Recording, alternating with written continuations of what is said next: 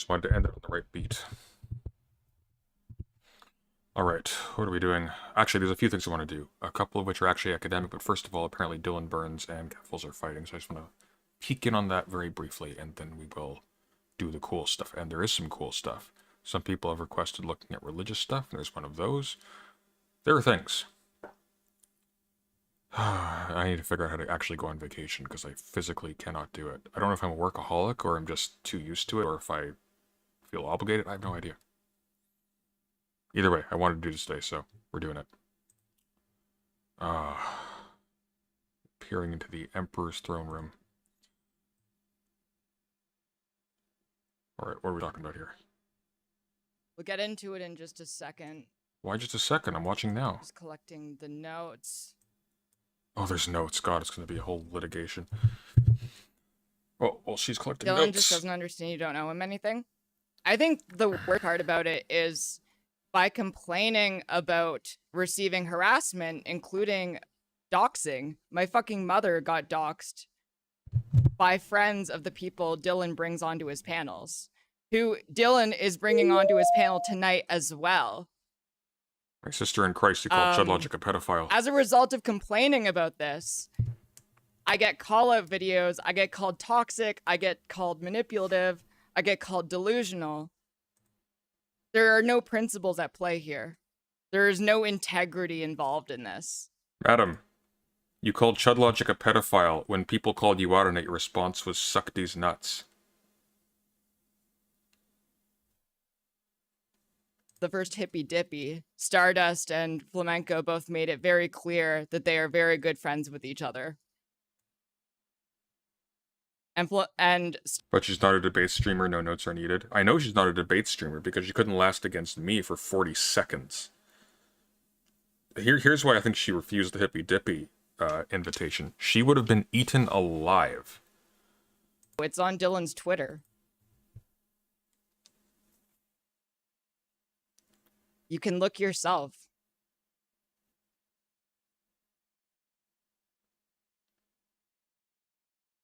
Hey, serious.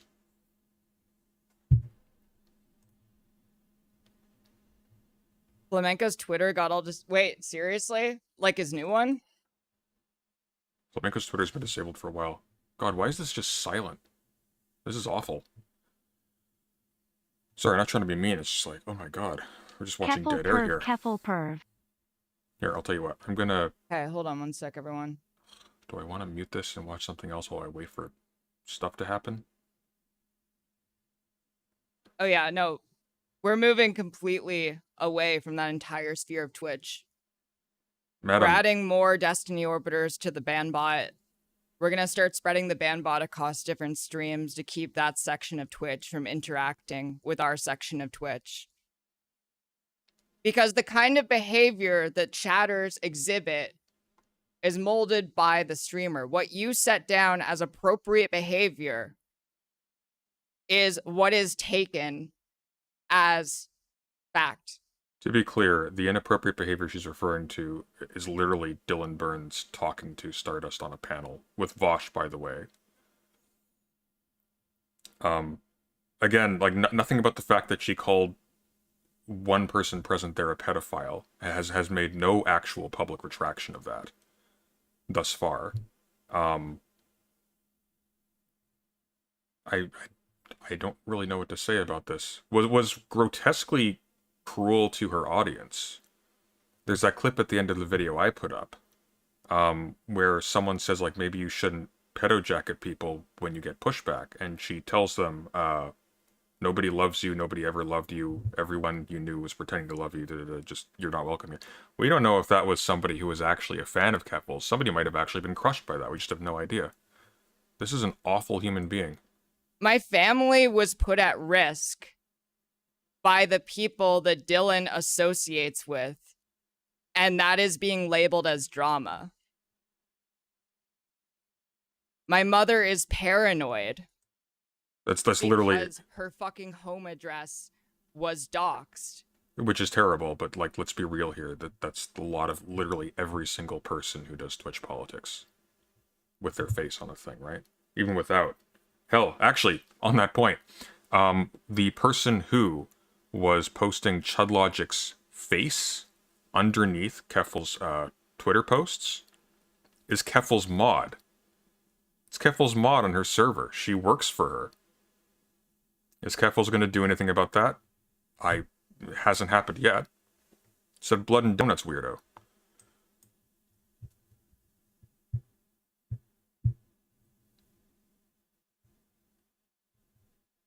So, like, I'm gonna go over the criticisms Okay, here we before go. I just, like, move on from this.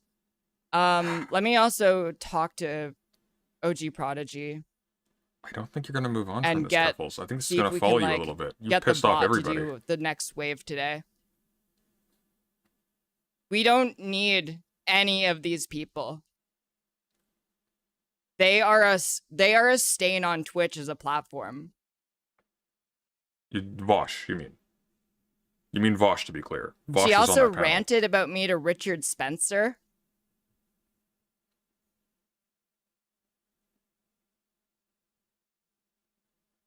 I don't like Stardust, by the way. I actually agree with the critique of the people she platforms and who she hangs out with, but that's beside the point. Keffels did not just target Stardust here. And she's going to be friendly with Vosh after this. Because, you know, Golden Goose. Face value.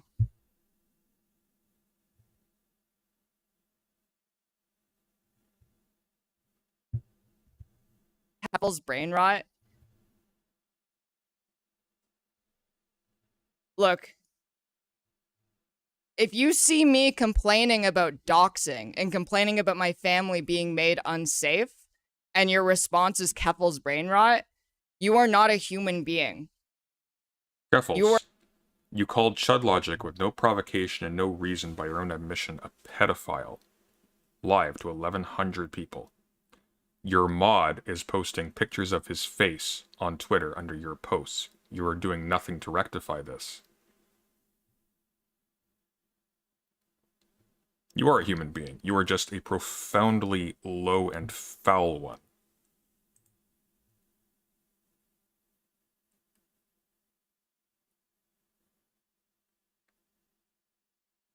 But yeah, if anyone has that clip, go ahead and send it to me. No, what clip is this? Oh. What do you want the clip for? I thought you were walking past all this. Everyone does suck in this saga. This is the worst. Even me, I can feel myself being infected by it as we watch. We won't be here for long. We'll deploy it tonight before the stream ends. So, going through the list of criticisms.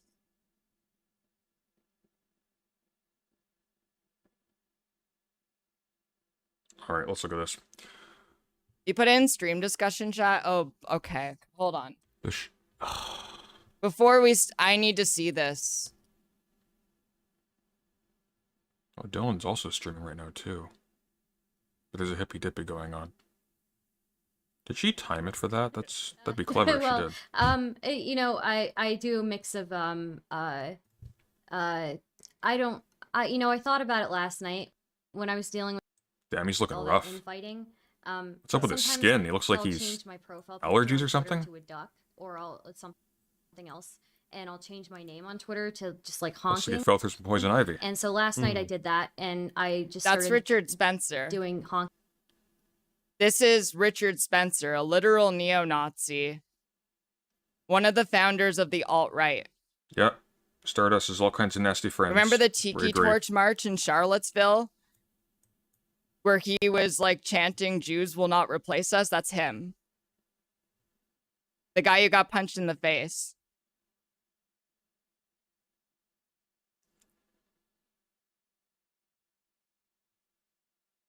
Honking at this Keffels person, and all my followers started doing it too. So I figured, you know, if Richard Spencer sees this, he's going to be very confused. So, oh no, oh no, not Richard Spencer. Yeah, there are some things that I do that don't make a whole lot of sense. But yeah, so just heads up. Oh, he's banned from Twitch. See, I didn't know this. That makes a lot of sense, though. Yes. Oh. It's okay. How old are you? I'm 30 Oh, actually, so banned Oh, from okay. Twitch. yeah, I'm acting gonna very do it. childish No, I'm not sometimes. gonna do it. I'm not that But I mean, It's how okay. do you respond to a crazy person on the internet? You'll have to act crazier than them, right? I don't know. Right. Yeah. Just go further than they would ever Yeah. even dream. And you know the What? worst part about it is that it was just us, Actually, you know changing what? our profile pictures to ducks and honking. And then they spent like 10 minutes trying to figure out if I was doing like a Nazi meme. Right. Yeah. Oh, honk honk is a Nazi. That's a Nazi meme, right? That's Oh, see, look at that. Look at that. It's a Nazi meme. You stupid fucking cunt.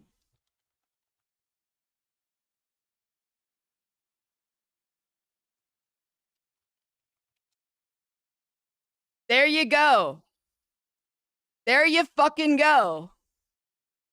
Clown World. I right? guess it was like a clown world thing. I didn't know until afterwards, but Yeah. that definitely wasn't my like intention. So sure. yeah, Sure. apologies for the Twitter timeline Sure. mess. I should probably make an effort to not do that. Oh yeah, no wonder why she doubled down on being friends with a neo-Nazi that engaged in a fucking doxing campaign against my family. Anyway, this is why I don't trust Dylan Burns. I mean, not trusting Dylan Burns is generally a good move.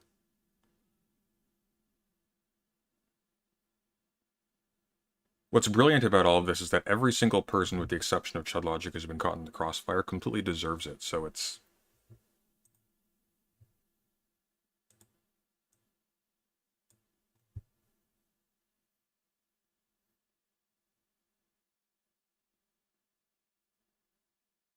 Number one, the show is not booked with dogpiling / ambush in mind. I don't think there's any way to prove or disprove this point.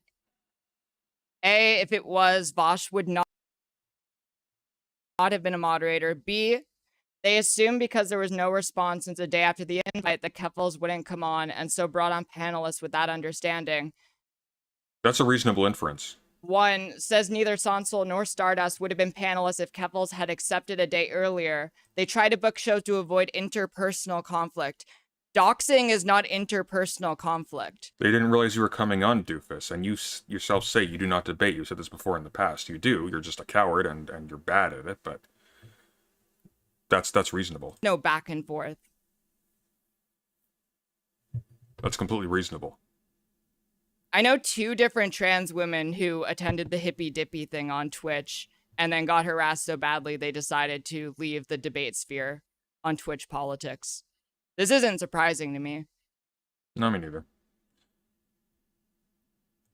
To be clear, like, I'm criticizing this as somebody with no love for Dylan Burns. I think he's grossly irresponsible, to say the least.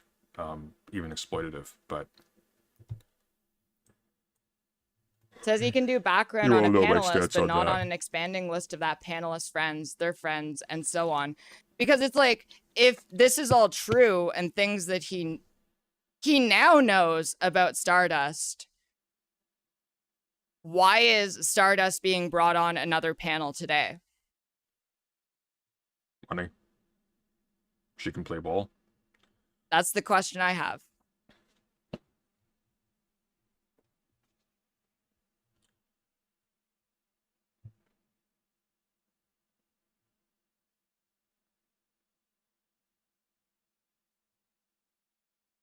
The question I have is, why isn't she angry at Vosh? Why is she angry at Dylan Burns?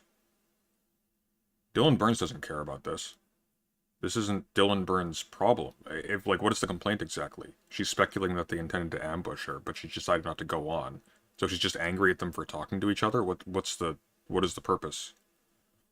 Like, I think Stardust is an irresponsible actor too. I think Dylan Burns is a grossly irresponsible one. I wouldn't go after them for talking to each other. That doesn't make any sense. And why so selective? Also, why would you accuse Chud Logic of being a pedophile without any proof on a panel that Vosh of all people is hosting? Like, and don't you think, like, people, like, you've been pedo-jacketed, Keffels. Like, you know what that's like. Demon Mama has been, Doe has been. Do you think like people are watching this and going, yeah, yeah, I agree with this. This is sensible and responsible behavior? Like, probably not. Everyone's probably going like, when's my ratio coming, right? Because that really does seem to have a fairly cult-like following. Like, I've never seen people so dogmatically defend such indefensible behavior. And Destiny mocked it for doing that. And Dylan would not back down and kept playing defense for Destiny.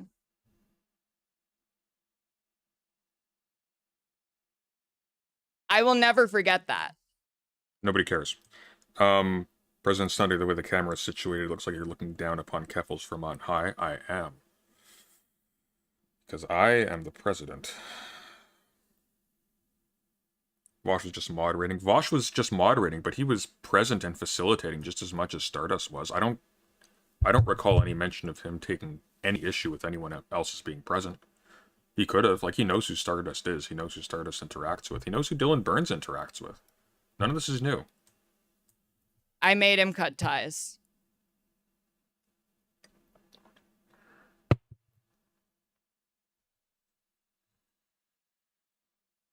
But anyway, I don't even want to get into the RGR shit, to be honest. No, of course you don't, because the RGR shit, she did what you did. She called Doe a pedophile on no basis. Someone is in his chat giving live updates. They're talking about things like 30 seconds. I know he is. He's a fucking drama vulture. I'm watching as his chatters come into chat and get immediately banned because we have a bot that bans all of Dylan's followers. But why? You have so many mutual followers. Doesn't make any sense. Like, it's been happening the entire... I think there's been like 50 bans or something. There's no purpose to any of this except to save her ego. Hold on a second. I'm turning off raids. Like, it's stupid. It's just really stupid. Like, all for what?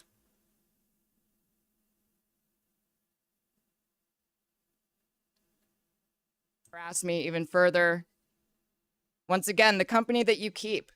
It's very obvious. I'm never going to stop pointing that out. Keffels, you're the bad company right now.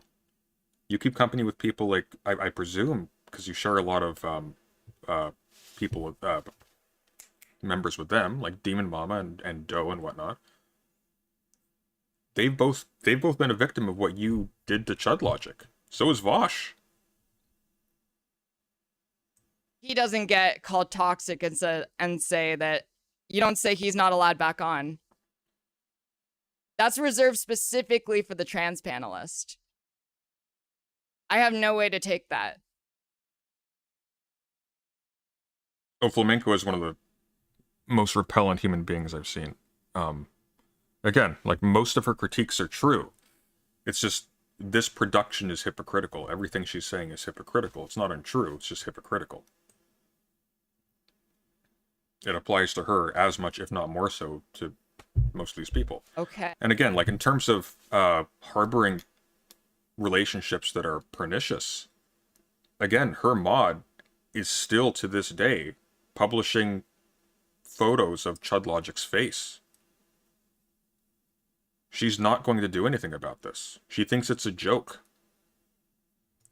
She has very poor judgment. She is not just burning bridges. I do not see how you salvage your reputation after this. She looks really bad, and she's not particularly compelling as a person by herself. Like, she's just not smart. She has very little to say. I feel like comparing the situation to Congress people is really strange.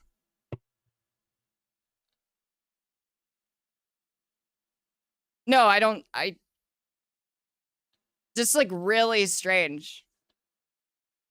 He says that he reached out privately and that Keffels unfairly characterized his DM. He wants to explain it's not a setup, plays a clip of Keffels saying, send a DM that says cyberbullying is cringe, bro. And Dylan says the DM said, I don't understand.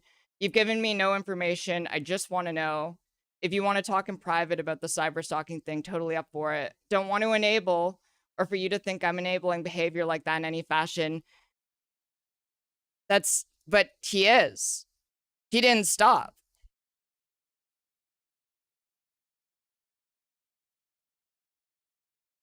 Did I see Dan Abo's tweet? Which one?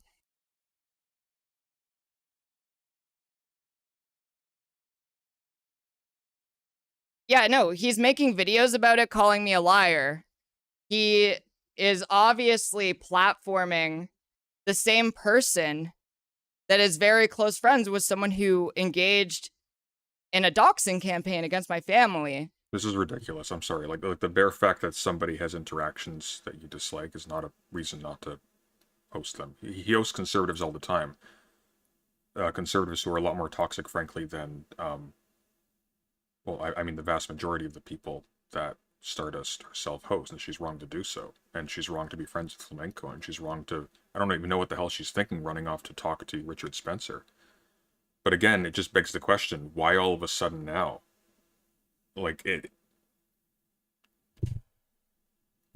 In the context of that debate, the only offender that I could see was Keffels. And she directly went after an innocent party for no reason. Like... The show being a setup, ambush, and impossible. Okay, blah, blah, blah. This continues, and a bot was scripted that bans anyone in our community unless they unfollow Dylan. Correct. Dylan's community is sanctioned.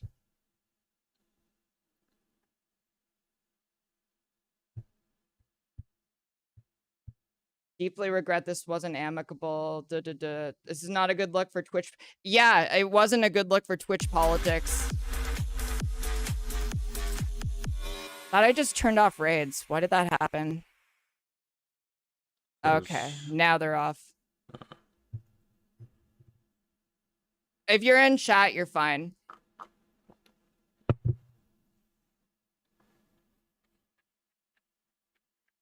I already went over what started all of this.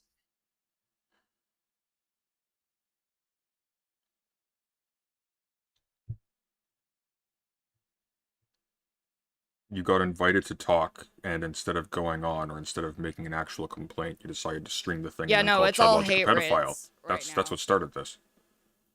You decided to start tweeting about the people in it. Again, like, if anything, It's pretty the ambush is on Keffel's end. To the extent that anybody was ambushed at all. She was given forewarning that this was taking place, obviously received it, didn't reply to it, started her own stream, was intimidating members of the stream, of the panel, and then at the end of it, just started insinuating that Chud Logic was the worst kind of human being alive in the eyes of most people in the world. Guy with kids. While her moderator posts pictures of his face. This is a remorseless, narcissistic human being. And I'm allowed to say that because she called Chud Logic a pedophile. If she can do that, I can say that. Google Doc that was written up of the points from his video because I don't want to watch a 56-minute video. That's stupid.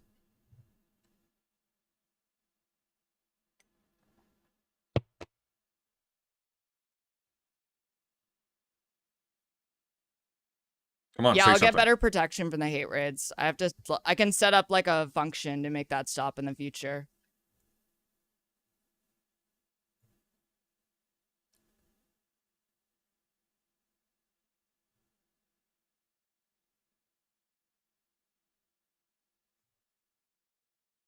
Okay. You said you have notes. Like, talk.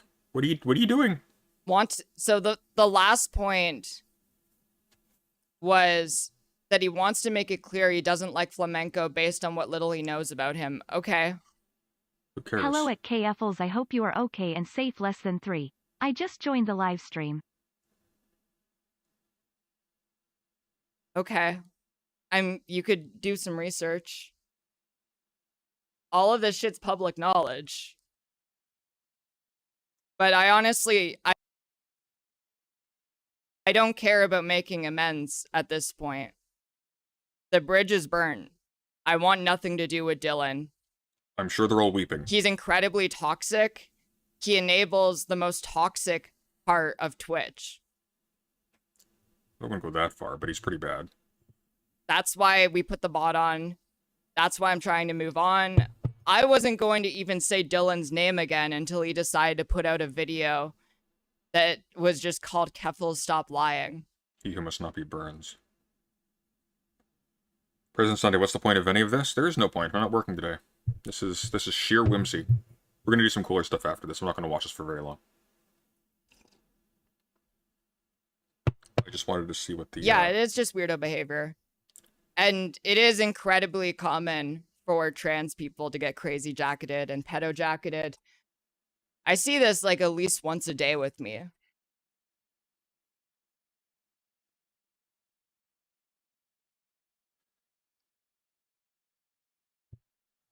You just unsubbed from Dylan? Fuck yeah. Let's go.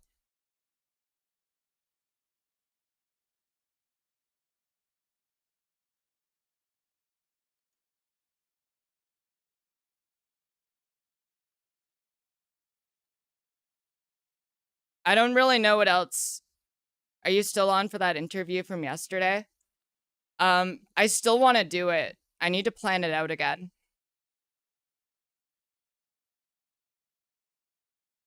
It's bizarre. It's not just a given when Dylan routinely has outspoken fascists on his stream. just again, Keffels did exactly what RGR did to Doe. Exactly, to a T. And now she's whinging about being pedo-jacketed when she did so, again, without any display of remorse whatsoever. She will not admit publicly to doing this. She didn't. The closer she came is she admitted to apparently apologizing to Chudlogic, and the story from Chudlogic's end is not that this was like a particularly heartfelt apology. He did not come on afterwards and was like, hey, things are actually okay. He came on afterwards and was like, no, things can never be okay.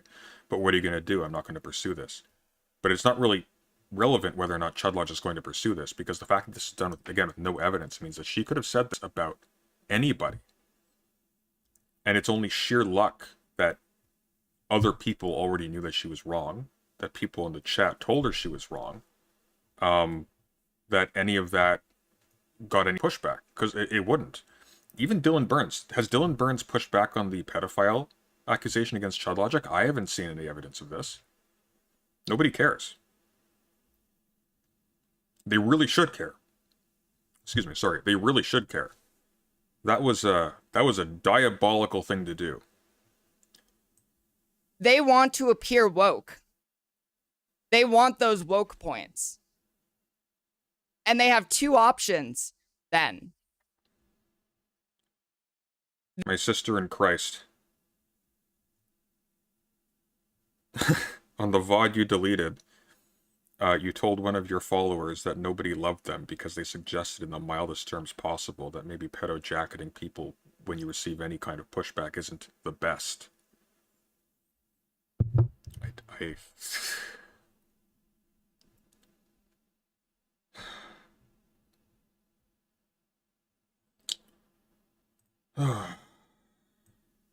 We just jumped from 13 to 55 viewers. It's a hate raid. Keffels is coming after us. Welcome, new friends. I don't care. I don't care at all. I've already banned 4,000 people from this stream. I literally do not care. So base. I would rather we have a community based on quality over quantity. What she means is she wants a community where nobody's present who won't kiss her ass constantly. I would ban half my followers if I needed to. Do it, coward. We can just rebuild. No, you can't. You'd rather just have an echo chamber? You think Vosh is going to help you rebuild? You think any of these people are going to work with you after you've basically, like, you burned everybody by implication. You pedo-jacketed Chudlogic. Do you think Vosh is hearing that and going, oh yeah, I feel safe around this? Like, who's left? Doe was pedo-jacketed by RDR. Who's left? You're basically going to be relying upon people just forgetting this happened, which will likely happen because nobody here has any spine. But, like, just rebuild? You didn't do this on your own impetus. You did this because you were given a free lift by people much larger than you. If I can show you that the people who were spreading shit about me had Richard Spencer admitting they were doing neo-Nazi dog whistles at me. How is this excusable? How The is hell is this she not talking about? obvious? And the answer is that it is obvious, and they want this to happen. I missed. What the hell is she talking about? That's it. You mean, is she still referring to the panel that Vosh was... No, I'm gonna make Vosh's Moderating? fortress arc look like he's fucking camping. I'm gonna make the stream fucking North Korea if I have to. You're very stupid. Why would you do that? Like, no. Who's advising you to do this? This is dumb. Echo chamber. I don't have to allow every person in my community. Richard Spencer, for example, doesn't need to be in my community. My excluding of him isn't an echo chamber.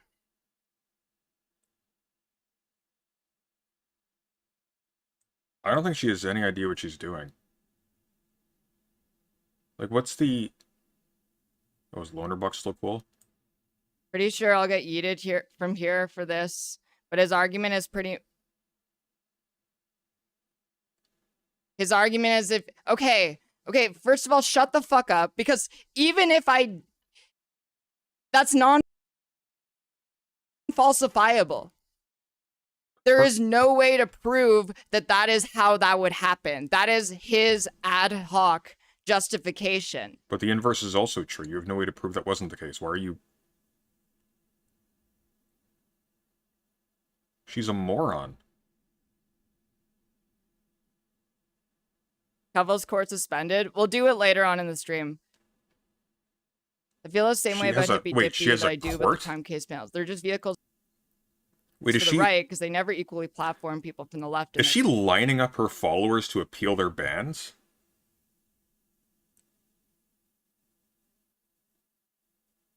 What the?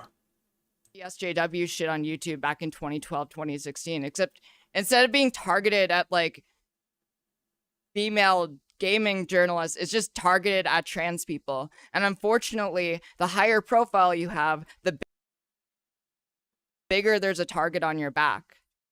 Hey, dumbass, how many trans people did you kick from your stream? Did you check the genders of the people you just insulted? Like, when you talked to that person, you said nobody ever loved you. Everybody you knew was just pretending to love you. Did you know that wasn't a trans person who was maybe emotionally dependent on maybe their hero and not despising them? This person treats her followers like Captain Hook shooting her crew. I guess Captain Hook's a she now.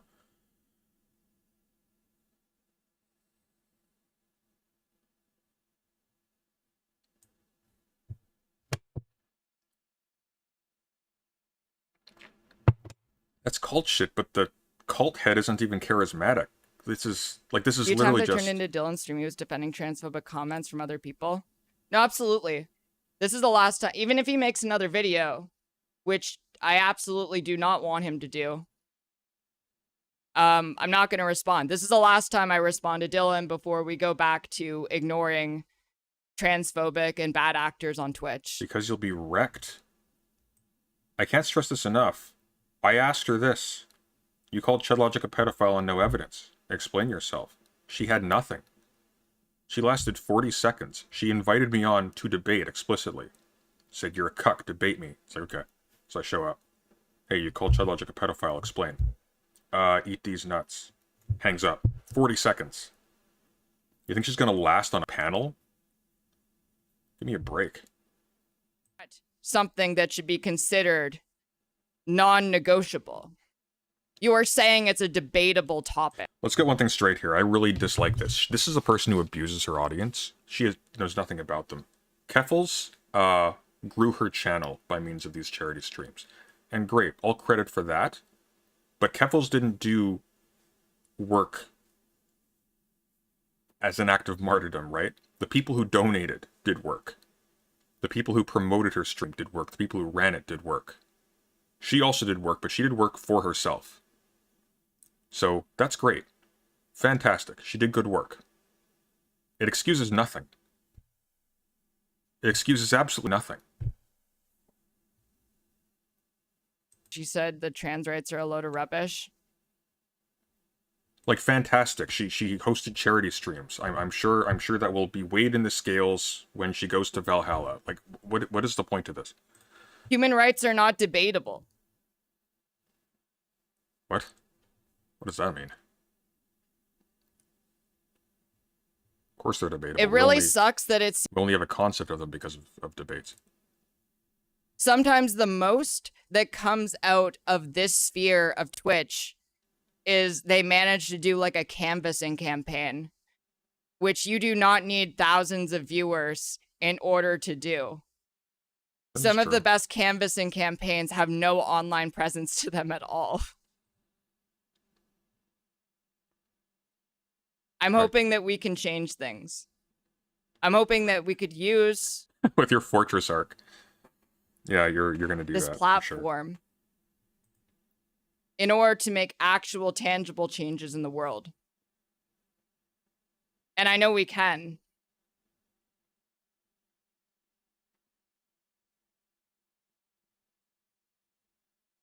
They keep bringing up shitty, dehumanizing hypothetical situations instead of discussing actual political issues. Yeah, because they know it gets clicks. Truffles. Why are you addressing Dylan Burns here as he's streaming immediately after he makes a video? They absolutely know what they're doing. Like, I thought you were doing a fortress arc. What is the purpose to this?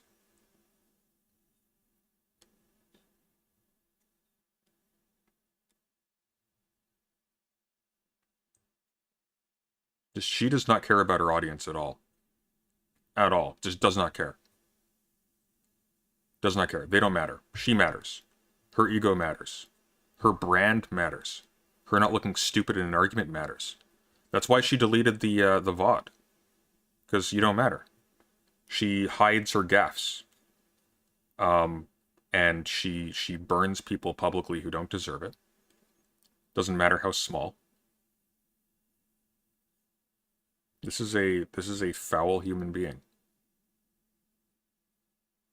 This is a juvenile and sadistic and pathetically power mad, given that this is what she has going. Pathetically power mad human being. Like it's actually gross. It's gross. Not have people who are obviously not on our side get a veneer of progressiveness and wokeness. Because they want that. So let's tear it away from them. They're not allowed to have that. They can't claim to be an ally to our community without putting in the work, without showing it, without proving it. You just threw out thousands of people because they happen to follow Dylan Burns. You didn't throw out thousands of people because they happen to follow Vosh, who platforms Dylan Burns, who largely made him, who has not gone on the attack on him yet because it's advantageous to you, because you actually do very much care about numbers. You care entirely about numbers. That's all of it. There's nothing else to this.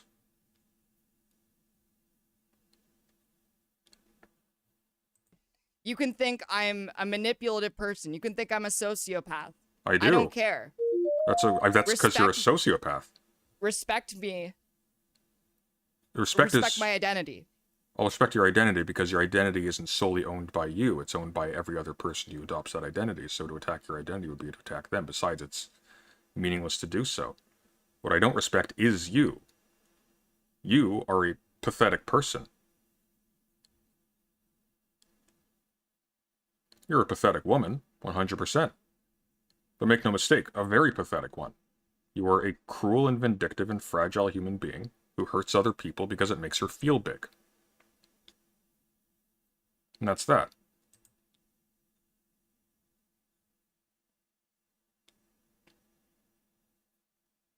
Would you say your argument is rejecting the entire content generation scheme of the Twitch drama sphere? I assume people like Stardust are put on panels precisely to manufacture clicks. No, for sure. Really? You don't They say. rely on it. It becomes work to them, right? And then they get stuck in it. And they get stuck in this drama generation scheme where they're Yes. just churning out drama content for the sake of churning out drama content. Yes, because the miss, please like my tweet against so-and-so. That's what they do. Well done. I think she's figured it out. Our intrepid investigator has solved the case. isn't this drama content? No, it's Yes. not drama content. Yes. And I despise the idea that trying to keep people safe is considered drama. That talking about having people platformed who are friendly with neo-Nazis and use neo-Nazi dog whistles and are close friends with neo-Nazis who engage in harassment against me, who doxed my mother, who made my family feel unsafe, that is not drama. Bring those tears. My sister in Christ, you called Chud Logic, who you didn't know anything about, a pedophile. And when people in your chat said, hey, maybe this isn't a good idea, you told them nobody loves them. Everybody who loved them pretended to.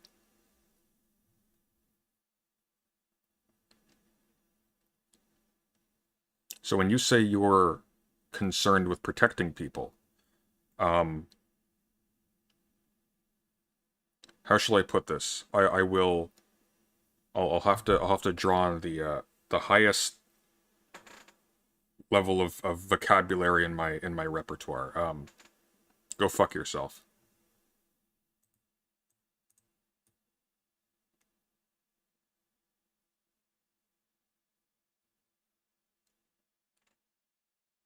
The complete disconnect is scary. Can she actually? I'm treated like fodder. Everything that is done against me that hurts me is just seen as a win. I can bring up how, and it happened recently. Melina bringing up, like Melina laughing because I blocked her in a mass block of people who've been incredibly vitriolic towards me. She calls me a piece of shit. You are. I bring up the fact that part of the reason I specifically blocked her was because she liked the tweets of a well-known Canadian white supremacist, Lauren Southern. Really? That said, okay, ratios will never make you a woman. I had absolutely every reason not to trust her. Why are you picking fights with people? Her response was crazy jacketing, of course. She also said, you took away my husband's income, which do you think I own Twitch? Of course not. You claimed to. You claimed it was you claimed it was your doing. Have you ever That's why she was, anybody knows about her. She claimed that it was as a result of her actions that Destiny was removed from Twitch. Yeah, Melina's also a piece of shit. Broken clocks right twice a day. They are gaslighting me, yeah.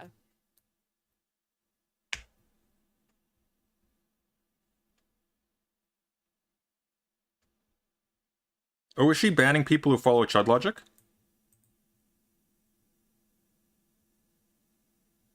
If that's true, that's not a good... Oh, hey, Aiko. How are you doing? Clip. Why attack Chud Logic? Because, I don't know.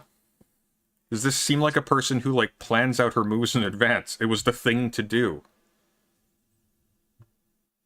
Saying, like, lamenting about how my family must have been rich.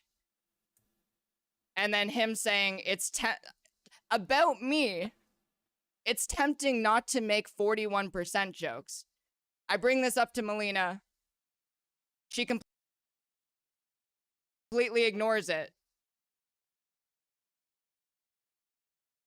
Gappy V gets involved. Says that I'm just bullying Melina for clout. And that his own community cares more about trans issues than someone who has been fighting for trans issues for over a decade. One of the most trans-saturated streams on this entire platform. And then he gets advertised by Twitch today, showing how much they care. And that's why we need to build our own side of Twitch. Because the only people who will keep us safe are ourselves. We can't rely on other people. Let me quote your words back to you again.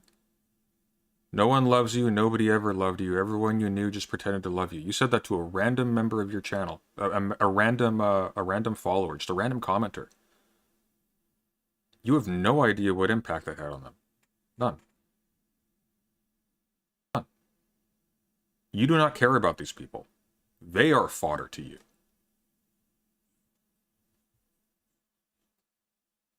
I would not even say that to you. I can't fathom saying that to just some random stranger who probably looks up to me. They were couching that in extremely mild terms. They were probably speaking to you in a way you would to a friend. Like, I've said similar things to people who I respect. Like, hey, maybe this isn't a good move. Environments for politics on Twitch that I can. So far, I'm succeeding. Well, it's a matter of perspective, isn't it? I'm gonna need all of your help. You're not going to get any more of mine, unfortunately. I need to take a phone call. Thank God, I have an excuse to stop this. I'm going to be back in a few minutes. And we will go on to something a little less grating. Be right back.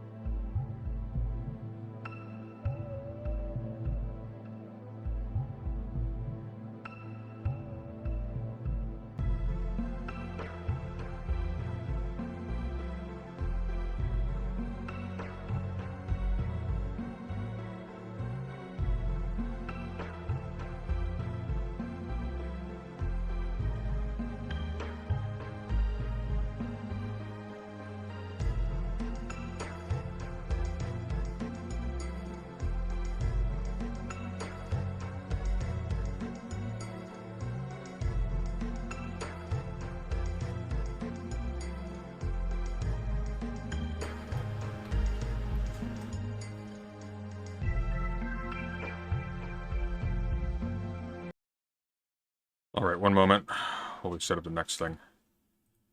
Sorry, actually it was a very heavy phone call. I won't get into it, but it was heavy.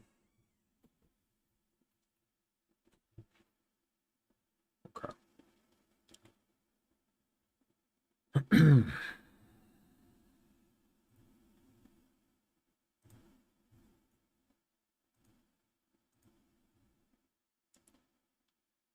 Alright. So I have no idea who this person is. I've heard of them before. Well, where's that not coming up? There we go. This is a video by someone called Essence of Thought on the link between Christianity and abuse culture. Interesting language. I'm not really sure what's meant by abuse culture, but I want to go over this.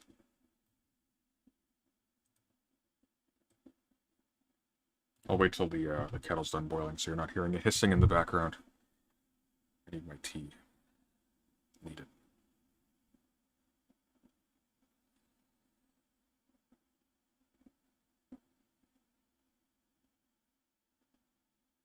Oh no, you're aware of this person? Is this going to be bad? What do we know about this person? Essence of Thought. Here, while we're waiting, I'm gonna look them up. See what else they do.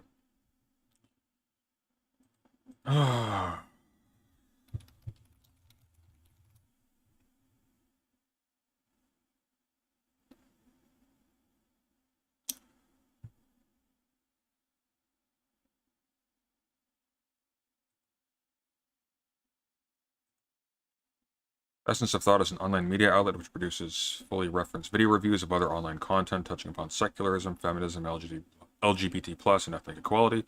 Content warnings are supplied, yada yada yada. I think I know about these people. I think they're alright. Maybe I'll change my mind after the video, but...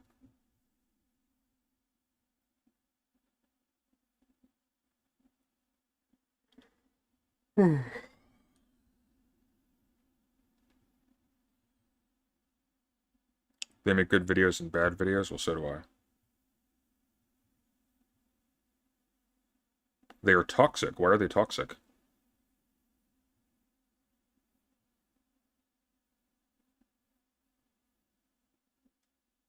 Is this going to be Christianity equals evangelicals for 30 minutes? I hope not.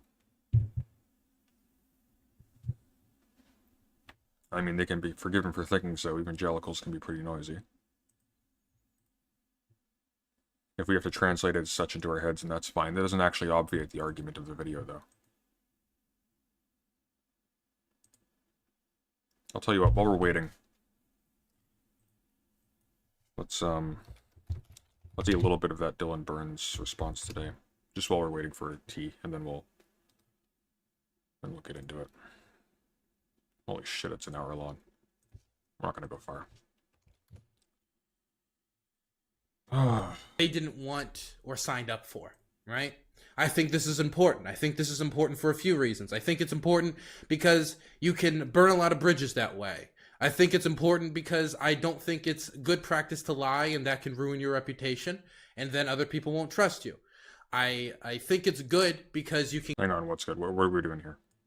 ...stable for around 2 years. And in those 2 years, I have done my best to run a program that is fair about what it is. It states very clearly what it is. It's open with all participants about what the program is. Wasn't there a whole thing earlier about it being rigged against Demon Mama? I mean, as far as I can tell, it's always basically just been a way to bait Destiny or Vosh into getting onto a panel so it promotes Dylan's channel.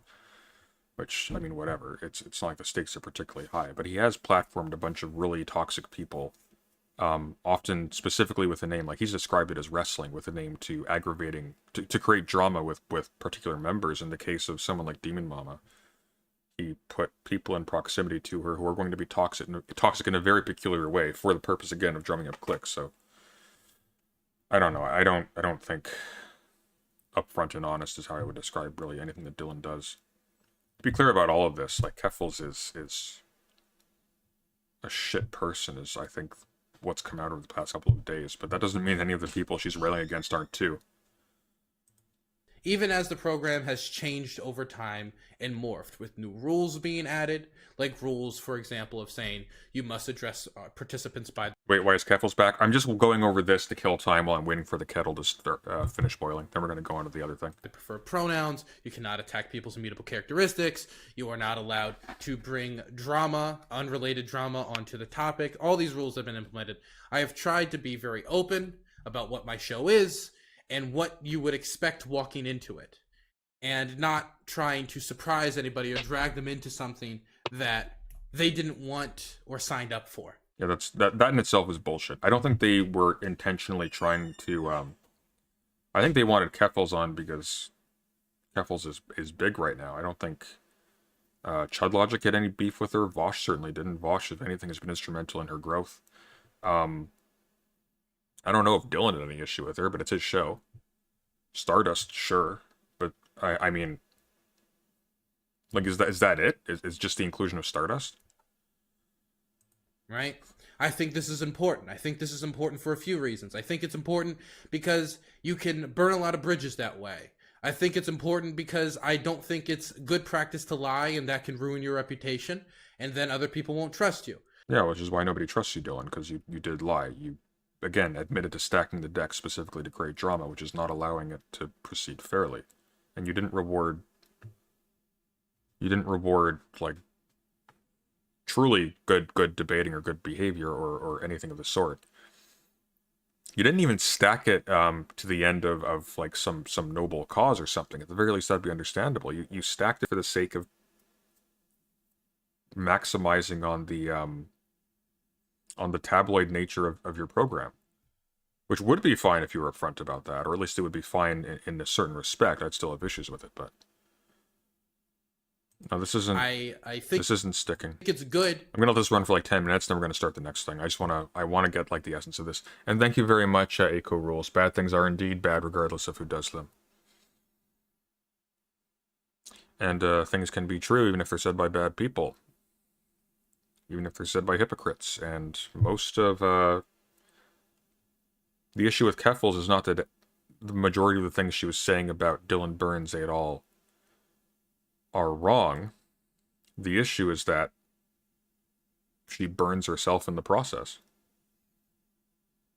Unrelated but nice new mug design. Thank you very much. I'm quite pleased with how my new mug turned out.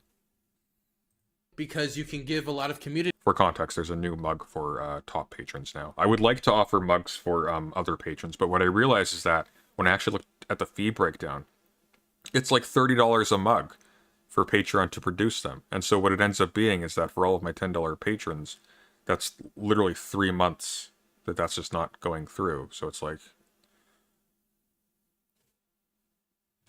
at that point, you're not patronizing the channel. At that point, you're buying a mug for $30, which strikes me as beside the point, you know? I'm going to open up a merch store at some point so you can just get that stuff directly if you want it, because I want to be able to... I want one for myself. I can't have any of these mugs because Patreon doesn't give them to me. I've never held one of these things. So I'm going to go through another party and make those available at some point.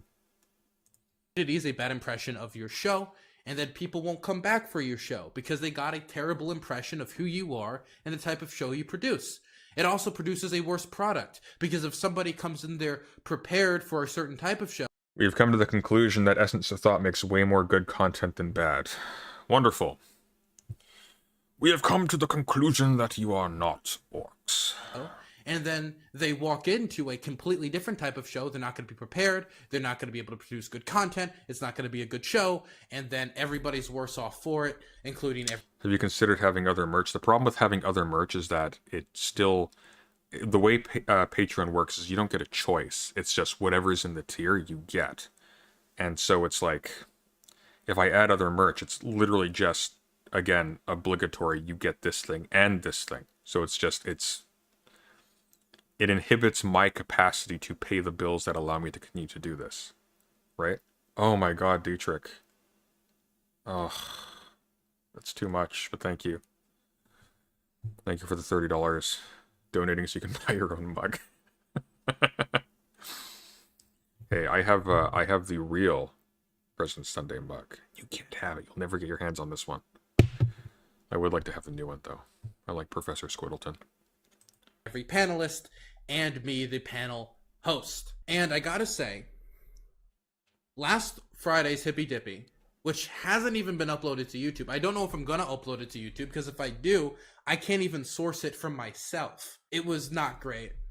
Other people say it was good, but to my personal standards, I don't think it was one of our best. I think this was for a few reasons.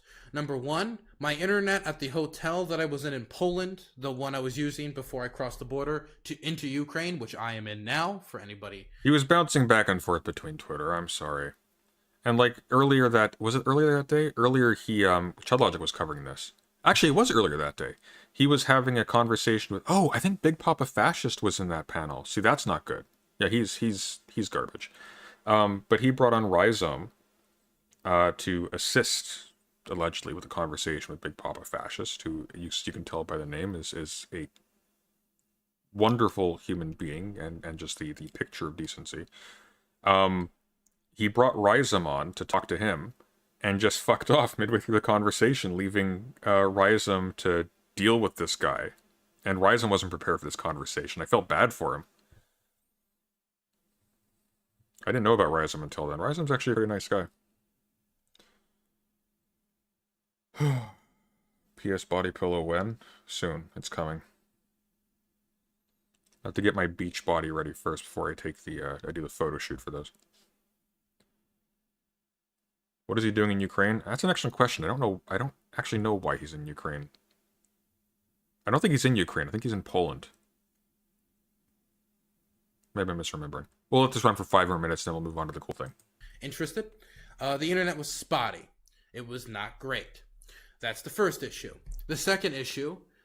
did he leave or did the internet break? We don't know, but Dylan's kind of a notorious shithead at this point, so it's like either or. I'm not inclined to charity in terms of my personal interpretation, but yeah, objectively, he could have been the internet.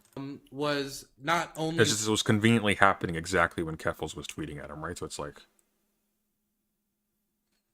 Was the internet spotty, so you guys couldn't watch it here, but it also meant that I kept disconnecting and reconnecting. So if anything was going wrong, I didn't know. If it was going well, I didn't know. When people were asking me questions, I couldn't really respond to it. And if I was trying to respond He was in Lviv recently? Okay, well, there you go. to it, my mic would be cut off midway through because I would get disconnected. It was a terrible experience for me the whole time round. And when the main person who knows the most about Hippy Dippy isn't on board, that's quite bad. Now, there was another factor involved also. We had a new moderator, right? And so I don't think that made the experience any worse. I think it was actually extremely convenient given how my internet was cutting out. I think Vosh is a considerably better moderator than Dylan. Like, considerably better. Dylan's a terrible moderator. If it wasn't for the scale of the channel, where people like desperately want to be on because it builds connections and it grows your channel, nobody would listen to him.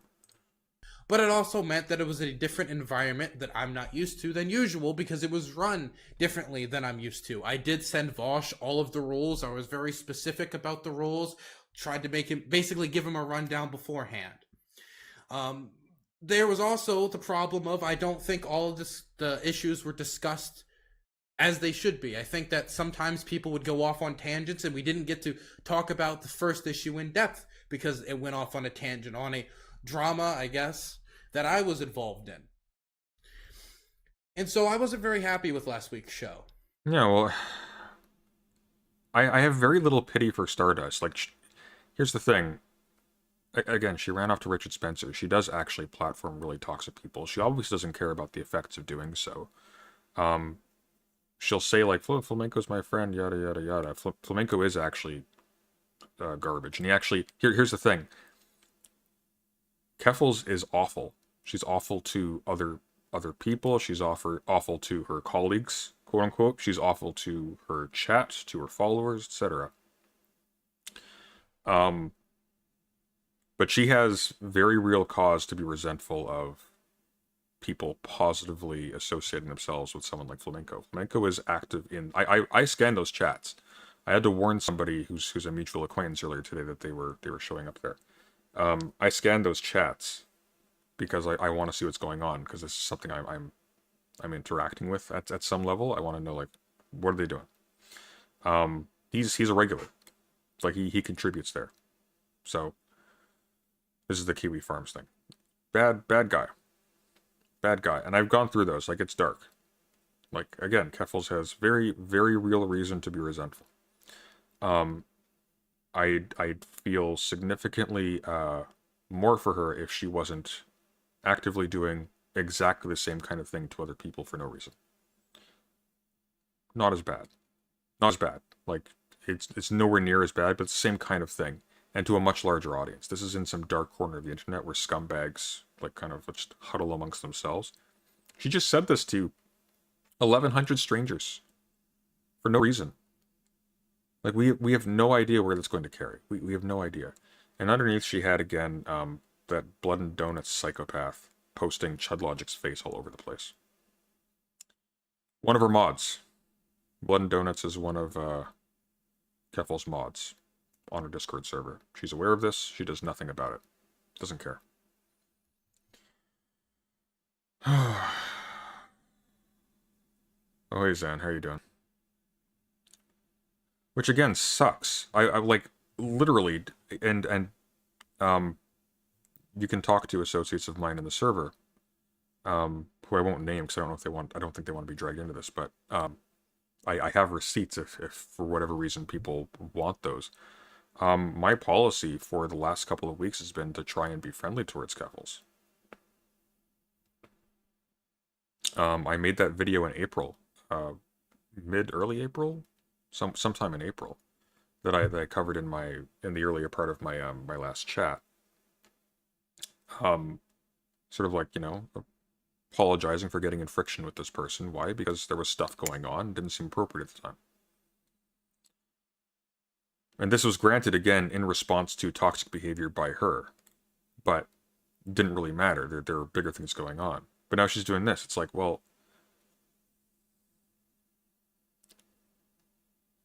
it's not good.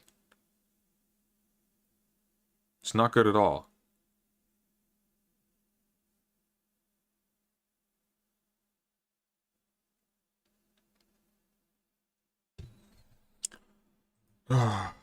And come on, Dylan, say something interesting or I'm gonna go. that's okay.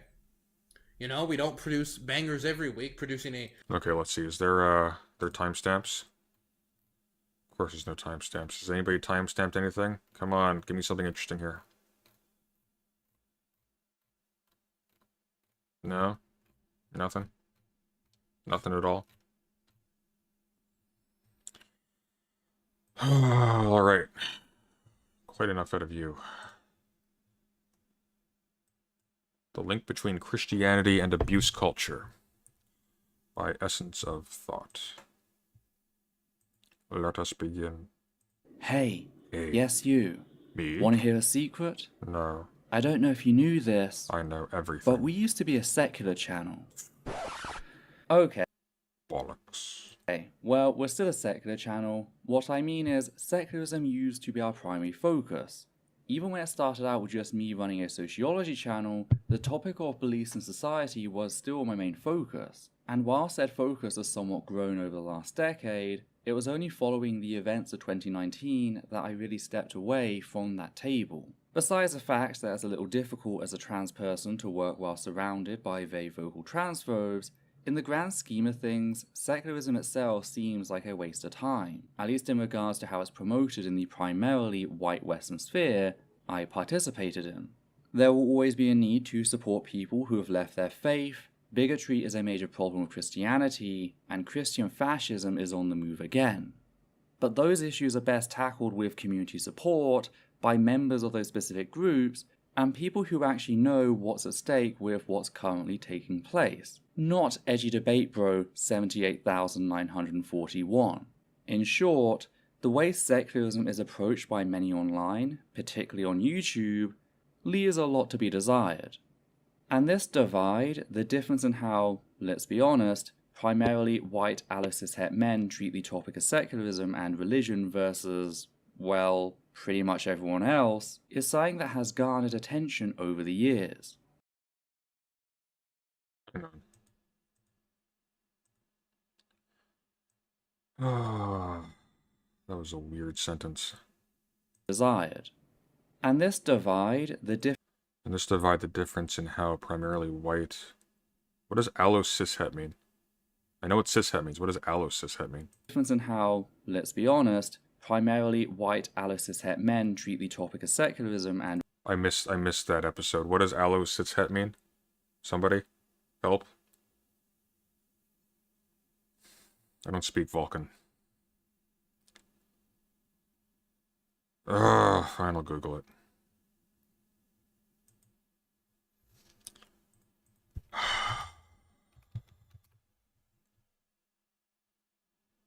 Allocis is someone who is allosexual and alloromantic. Completely experiences sexual and romantic attraction. Oh, it's just the opposite of asexual. Oh. Okay. So cishet men who get horny, I suppose. Talk about secularism and religion differently? Okay. I don't know what kind of receipts you're going to show for that remark, but whatever.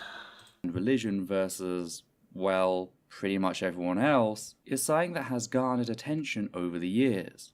People have noted, whilst the topic is treated by many as a game that exists solely to demonstrate one's perceived intellectual superiority, for those of us whose lives are actually impacted by Christianity and similar religions, things are very different. Everyone's lives are impacted by them. There's a reason why it's called the Protestant ethic and the spirit of capitalism. That's the dumb remark. The smart one is, like, it's an intrinsic part of the secular as a concept. It doesn't make any sense outside of the history of Christianity's impact on politics to talk about a secular and religious divide.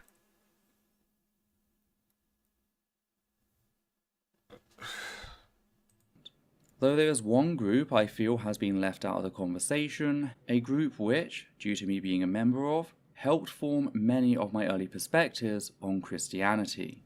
I speak of course about victims of domestic abuse, and will be exploring what I mean in this video. So abuse culture refers to domestic abuse. That makes more sense. But before we do that, I first need to give a content warning for the following topics: domestic abuse, torture, and child sexual abuse. If you like our work and appreciate the research put into each video, please consider supporting the channel via Patreon. You can also support us by Present Sunday, I beg you to look through the chapters of this video. I don't want to talk about how white people talk about secularism. Are there chapters? Let's see.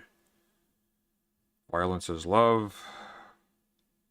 Please don't cite Castlevania in that. Father the Creator. Oh, sorry, the stupid subtitles. I can't see the chapter names. Destruction of self-worth, the guilty human. Oh, this is going to be really basic, isn't it? I had hopes. by liking, We'll see. commenting, and sharing our work on social media. Hi there, my name's Ethel Thurston, and today I'll be talking about my main issue of Christianity, and that's the way in which it helped establish abuse culture in European nations and their colonies. This is something I've been talking about for over a decade now, a decade as of the end of last month, to be exact. I hate this notion of organized religion. Insofar as we're talking about any kind of, like, as opposed to what, disorganized religion, and what do you mean by that? Just thoughts? Like, religio in its oldest sense refers to a feeling. It eventually refers to a correct level of feeling. Like, literally, just revert to gravity. I've talked about this in other videos. If you have a religio about something, it means that you have a sense of the gravity, or of the importance, or of the divinity of a thing is too loaded. Of the, you know, like if I swear an oath with you, as opposed to just saying, yeah, sure, I'll do it. There's a religio about the oath. There's less religio about the, yeah, sure, whatever. Yeah, you got it, of course, you know? Here's an example. There is no religio whatsoever about Keffel's statement to me that, yeah, sure, I'm apologize to Chud Logic for calling him a pedophile in front of my audience of over 1,000 people right away. Actually, thousands of people. She just had 1,100 concurrent viewers at the time. But yeah, organized religion. That's so strange. Like as opposed to what? You can't be referring specifically to Christianity because polises and the Roman Empire were cultically oriented communities prior to Christianity. There's a reason again why all of the high offices in the Catholic Church again come from roles in the Roman government ultimately. In my experience, most people who talk about religion have next to no idea what they're talking about past their anecdotal experience with the concept. Yeah, I'm getting bad, like, 2011 atheist vibes from this. Maybe, she? What are we talking about here? I think it's a she. Maybe she'll surprise us. Because on the 29th of April, 2012, I opened up to the world about the facts that I was a victim of domestic abuse for the first time, allowing me to use my standpoint in my criticism of Christianity. And I feel it is time to revisit I'll just use they until somebody else corrects me. I don't want to misgender this person. that and see how my perspective has evolved over the last decade. Though I just want to be clear about a few things, starting with the facts that I'm not saying you, Christian person who may be watching this video, is a bad person. Are a bad person. I'm not under the illusion that all Christians are the same, or that Christianity as a belief system hasn't changed over the past 2 millennia. I am simply here to criticize an element of Christian theology that I view as being rather fundamental. I can't account for all the ways you might have changed things, so you'll need to decide for yourself whether my criticism sticks or not. Okay, but if you say it's fundamental, what you're doing is you're putting a thumbtack on it, and you're saying, yeah, it's changing, but not this. Which means, in essence, you're saying it's not changing, and that's entirely beside the point, because the problem with doing that isn't that you're saying it's not changing. Maybe it didn't change. Maybe you have receipts for that. The problem is if you don't provide receipts for that, and by characterizing this as fundamental, I'm hoping they embellish. Who am I talking to here? Help me out. She, they. Okay, I'll roll with she. My deepest apologies if I'm wrong.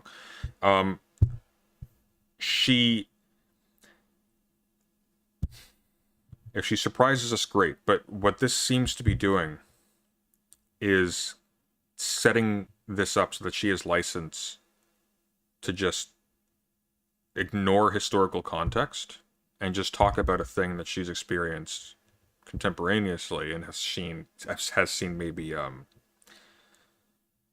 echoes of in other things or resemblances of in other things.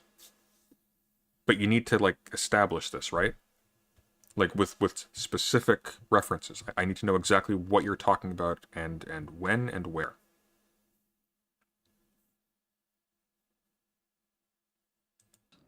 Speaking of which, I also need to be clear that it is the New Testament which I consider to be the more objectionable part of the Bible. She, they? Okay, good. We'll go with she. This is something I feel the need to express early on, since apologists love to assume that any issues taken with the Bible relate to the Old Testament. This seems to be a defense mechanism, being coupled with the perception that said portion of the Bible is largely optional, in spite of Jesus stating otherwise, allowing some to continue living in the fantasy that even non-Christians find the New Testament to be deep and soul-fulfilling. Spoiler, we don't. Hang on, This is not me saying that's a contentious statement. I don't think that's true.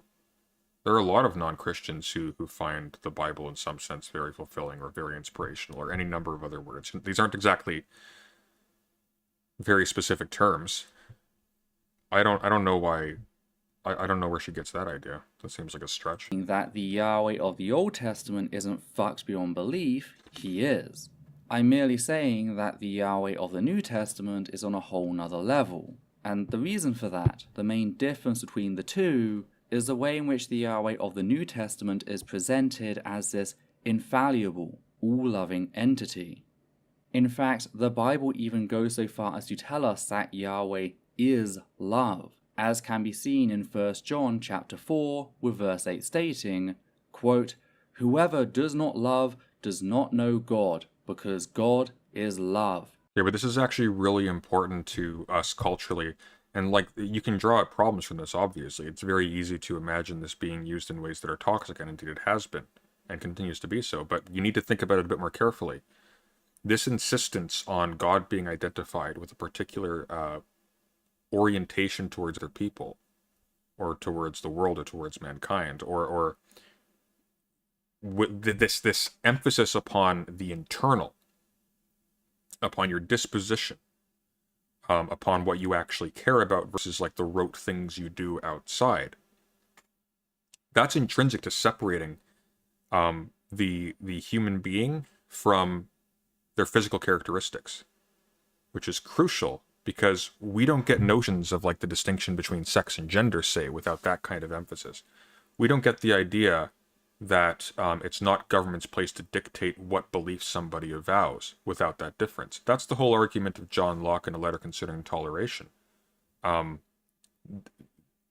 It is not the place of a government or the magistrate, I think is his actual language, to dictate the terms of salvation, because they can't know.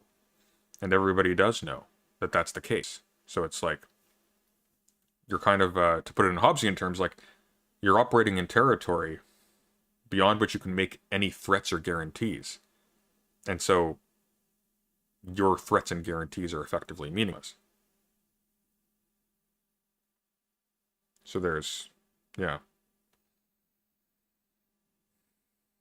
Yahweh is also a jealous God. I don't think it says God is evil at any point in the Bible, in the Old Testament. It certainly does refer at various points to God making use of evil spirits. Like, for example, an evil spirit comes on Saul at one point, and he, like, dances naked in front of his court or whatever. In punishment for mistreating David, I think. Something like that. It's all very ambiguous. But yeah, I'm not. It's not as simple as just like, oh, we today can imagine somebody using this language to justify terrible, terrible things. I mean, it's not inconsequential, of course, that this is the kind of terrible, terrible thing that someone like C.S. Lewis would draw out. And this is something that people on the right have been fond of quoting, or at least were at one point. I know Sargon was. Something to the tune of like a cynical, like, tyrant, at the very least, just wants power, so they'll leave you alone.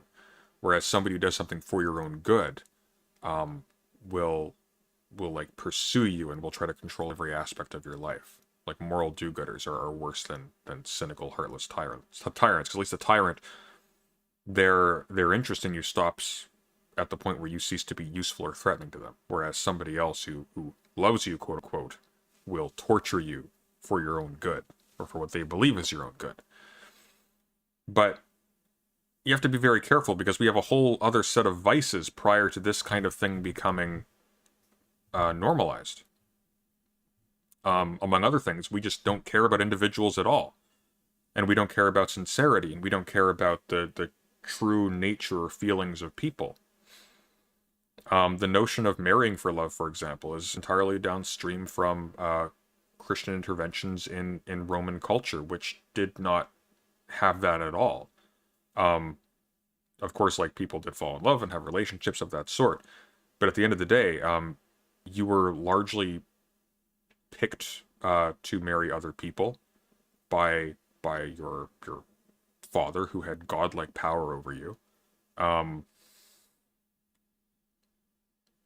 The state could indeed mandate beliefs, things like that. Like, it's missing the point. Not the point of the text. That's actually kind of irrelevant. It's missing the actual, like, breadth of historical influence this has had. And it's not even a good or a bad thing. It's literally, though, like, our capacity to judge this as dangerous is dependent on this becoming normalized in the first place. Does that make sense? End quote. Something verse 17 goes on to reiterate with, quote, God is love. Whoever lives in love lives in God, and God in them. And this has also been used, by the way, just on a more basic level, in a positive sense. as a criticism for people who engage in loveless activity, ostensibly for the sake of religion. Right? And this goes all the way back to, again, he was without sin cast the first stone.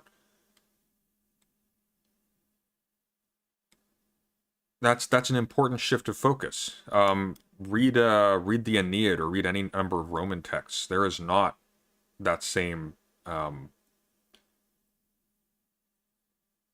kindness is not a feature of those texts. Marriage for love was uncommon until 2 centuries ago. Well, a lot of it wasn't. The point is, though, is that it's not even that it was common; it's that it was possible, right? Which, I mean, it was possible, but it was... I'm already irritated from the statement that the Old Testament is absolutely fucked, taking no cultural or historical factors into account. That is frustrating. It's not really that pertinent, though. We'll keep going. End quote. So there's really no ambiguity here. Yahweh is love, ergo an absence of Yahweh is an absence of love. Mm-hmm. And herein rests the crux of my issue with Christianity. For you see, it's one thing to have a God that is a monster, it is quite another to have a God that claims to be the very pinnacle of love, only for their holy text to contain the following. Revelation chapter 21, verse 8, quote, "But the cowardly, the unbelieving, the vile, the murderers, the sexually immoral, those who practice magic arts, the adulterers and liars, they will be consigned to the fiery lake of burning sulfur. This is the second death." Yeah, it sounds really mean. I don't know what the point is, though. I guess you'll tell us. End quote. Matthew chapter 25, verse 41, quote, "Then he will say to those on his left, 'Depart from me, you who are cursed, into the eternal fire prepared for the devil and his angels.'" End quote. Matthew chapter 13, verses 40 through 43, quote, "As the weeds are pulled up and burned in the fire, so it will be at the end of the age. The Son of Man will send out his angels, and they will weed out his kingdom, everything that causes sin, and all who do evil. They will throw them into the blazing furnace, where there will be weeping and gnashing of teeth. Then the righteous will shine like the sun in the kingdom of their Father. Whoever has ears, let them hear." End quote. This is but a small selection of biblical passages discussing the nature of hell. Now, it's worth noting that these specifics often change from passage to passage, but one thing repeated throughout many of them is this idea of eternal torment. So, on one hand, we are told that Yahweh is the very definition of the word love, yet on the other, we're told that if we do not worship him or keep the laws of the Bible, both old and new, he will torture us for eternity. Except that's not how love works. I mean, could you imagine for a second a parent who, disappointed with their child's disobedience regarding their overly strict, complicated, and often contradictory instructions, dragged them to a ditch outside, poured petrol over them, and lit them on fire? That has happened. That is a thing that has happened. Similar things have happened. Here's the problem with this critique. The problem with the critique is that this is effectively complaining that a character in the Bible is profoundly mean or hypocritical. Maybe because like there have been ways to overcome this, right? Like, among other things, like you can imagine, like if God is love or something, then you can imagine, well, if somebody has no love, if they are cruel or if they exploit other people, etc., etc., and there have been people who have taken this interpretation. Not saying it's right, but there are people who've taken it. Then it makes sense that there would be some kind of distance there. There are people who have taken the doctrine of hell as metaphorical in some sense. There seems to be some reason to think that, at the very least, the notion that we have of it is in itself somewhat ahistorical. But I'm not seeing a basis for abuse at this point. If she wanted to go the Augustinian route and say something to the effect of the fear of this makes things like torture and abuse for the sake of someone else's soul seem acceptable, because that is something that people have done. That is a direct consequence of this doctrine. Because even Augustine will say, like, it's actually okay to torture people for the sake of their salvation, or hurt their body for the sake of their immortal soul. Then there'd be a point. But if she doesn't go there, if she's literally just complaining about the cruelty of the story, of the narrative, then it's like, man, this guy Achilles was a dick. It's like, yeah, of course he was, but he didn't exist. So what? Like, it just seems pointless. Could you then imagine if they put that fire out just before the child passed away and tended to their wounds, keeping them alive but in constant agony, only to repeat the process when they showed signs of healing? Could you imagine if they did this again and again and again, all whilst claiming to love the child, until either they or the child passed away? I would hope that many of us are capable of recognizing such actions as monstrous. And yet, what the God of the Bible is doing here in the New Testament is infinitely worse. Which belies the idea that this notion is instantly humanly recognizable as the worst thing possible, right? Or as in some sense conferring some kind of condemnation or merit for condemnation on the instigator, or on the punisher, because human beings wrote this. Like, it's not as simple as, oh, a text has a thing, and we English-speaking modern-day liberals recognize the thing and what images this evokes in our heads. Therefore, we understand what this thing does or what it has done historically. That's not how this works. It's more complicated than that. That doctrine is as equally responsible for our capacity to criticize cruel religious doctrines and their effects as it is for the people who abuse it. Which is not commending it now, but I'm not seeing a strong critique here. I'm not sure what she's critiquing is the crucial point. If she's critiquing the Bible as like mean, I don't care. Great, cool. I mean, you're still thoroughly culturally Christian in most of the ways that matter. It doesn't particularly matter to me whether or not something published by Crossway is in your good books or not. I do not care what a person's crimes are. A finite crime can never be justly met with an infinite punishment, regardless of the nature of free will and the topic of predestination. And I do not state that as someone who has never suffered. I was raped as a child, yet I do not wish eternal torture upon my abuser. I'm not going to police other victims who may feel differently, but as someone who has given this topic a lot of thought over the past decade, that is not something I could support.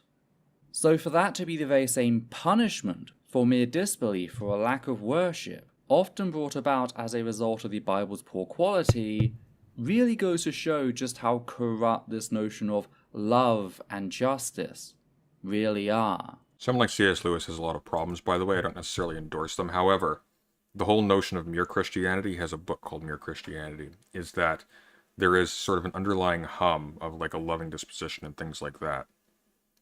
And sort of a de facto love for God and love for one's neighbor that makes one, in his words, which I'm very roughly paraphrasing because it's been a hot minute since I've read any of this stuff, they'll find at the end of their life that they were actually Catholic all along. So there are different paths you can go with this. This is very reductive. But it doesn't end with Christianity, since, sadly, this is the notion of love that has stood as the example. Actually, Sithu, you're misquoting a little bit. It's not forgive them, Father, for they have sinned. It's forgive them, Father, for they know not what they do. That's really crucial. Again, like, the New Testament's actually really important in the quote-unquote humanizing of our cultural ethics, because it places the emphasis on the inside as opposed to the outside, which is big. That's a big move. That's a really big move. European societies have looked up to since the Christianization of Rome in the 4th century Common Era, a standard which teaches unrelenting violence as love. This has almost certainly enabled abuse culture Oh my in the God. West. That This is so stupid. This is so stupid. Really? is the social environment that allows abuse to be normalized and justified. Okay, do you know what happened if you slept with someone without your father's permission in pre-Christian Rome? He was allowed to kill you. Do you know why you don't hear very much about women in the assembly at Athens? Or really women at all? Like, did you notice there's almost no women. I don't think there actually are any women, if memory serves, in any of the dialogues of Socrates. Like, none. They don't appear.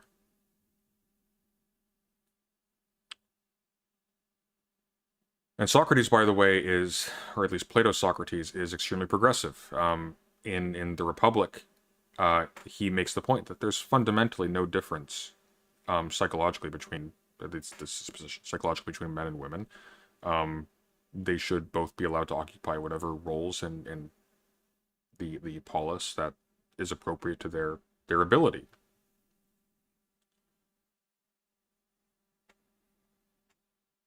It's one of the reasons why Christianity was so amenable to, or why a lot of early Platonists were Christians, or a lot of Neoplatonists were Christians, because there was a lot of similarity there in terms of how they viewed people, and how they viewed the good, like the God as something distant and outside of the world. It's possible one produced the other to an extent.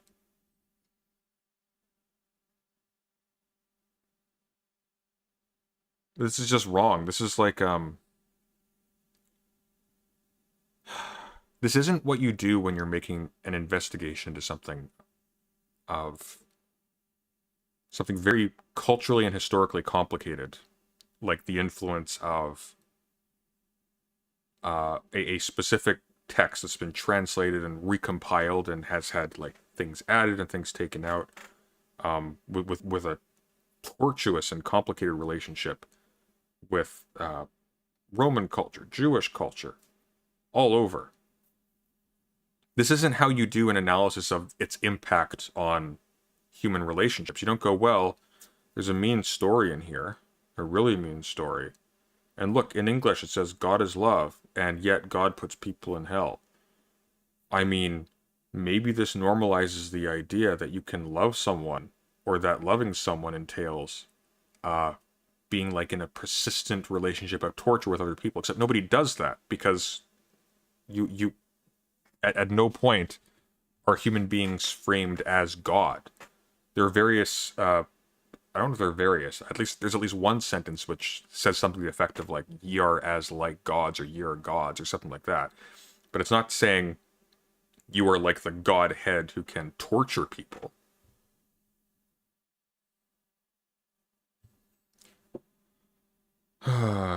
President Sunday, why does it matter that Christianity was more progressive in some ways than what it displaced? Why does that preclude it from having influenced things incredibly negatively? It doesn't, and it did. The point, though, is that this is not a coherent account of the origins of abuse culture. This is conjecture. And it's highly unlikely conjecture. I think the primary issue is that I think the primary issue is that it ladens adherence to certain social norms and certain modes of deference with an additional burden. It's like if you are within relationships that aren't sort of culturally accepted or unusual for where you are, then you should fear the wrath of some divine power who's otherwise inscrutable to you. Like that's toxic. And especially for somebody in this position, like that would absolutely be a source of very extreme abuse. And you can imagine like a million different permutations on that. But this statement here, the social environment that allows abuse to be normalized and justified, fueled by persistent power imbalances across the forms of relationship. That's the description of abuse culture. the idea that the doctrine of hell as such simply inspires this by associating love with cruelty is a mistake. If that makes sense.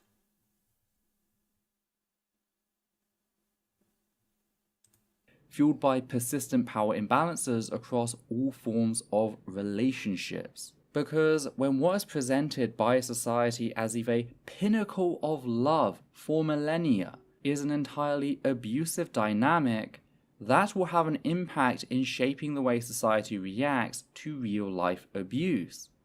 That's why so many of the methods seen in abuse culture are mirrored in Christian apologetics. That's interesting. Because said apologetics legitimized those narratives. Okay, that'll be interesting if she's going to make the case that Christian apologetics apes abuse, which I think it does, actually. There's something interesting there. But I think the case she could have made a lot more strongly is that it gives like a metaphysical kind of scaffolding to already abusive relationships, which makes them even harder to move out of. So it's 2 steps forward, 1 step back. It relocates the point of importance for human identity and for human relationships into the mind as opposed to in a description of your physical features and your social station, which is good. But then by the same token, it also puts the fear of eternal punishment on your shoulders if you should find yourself wanting to express those in certain ways, or express that internal aspect in certain ways. I guess it's not an aspect because it's eternal, that internal dimension of yourself.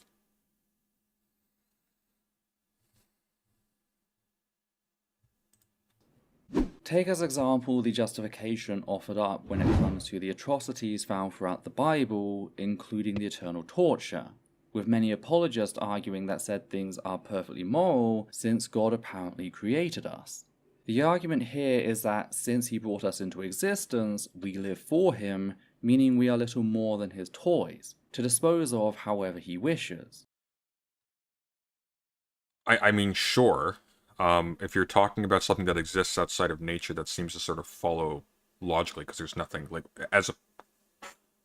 and that's not the case by reference to what you see the problem there. Like you're kind of in a vacuum. You're like you're beyond good and evil, so to speak. But leaving that aside, that's already the norm prior to Christianity. That is already a thing in Rome. In the Greek policies, like that's the norm. Fathers have absolute power over the lives of their wives and their children and their slaves, as if they were nothing. That's why so many stories like Ion or a lot of stories begin with children being left out to be exposed to the elements to die. Like that part in 300 where the priest is holding the baby and looking for imperfections, and if it's imperfect, he'll drop it. That was a thing. You weren't considered a person in your society with any, even as a member of your family. You weren't even a person, but as a member of your family, meriting being taken care of and raised, unless you were accepted by the father after your birth. Like this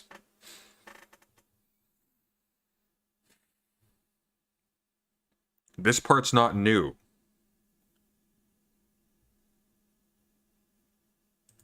And if you ever spent any time dealing with child abuse situations, this argument probably sounds very familiar. Corporal punishment, also known as physical punishment, is one of the most common forms of violence against children.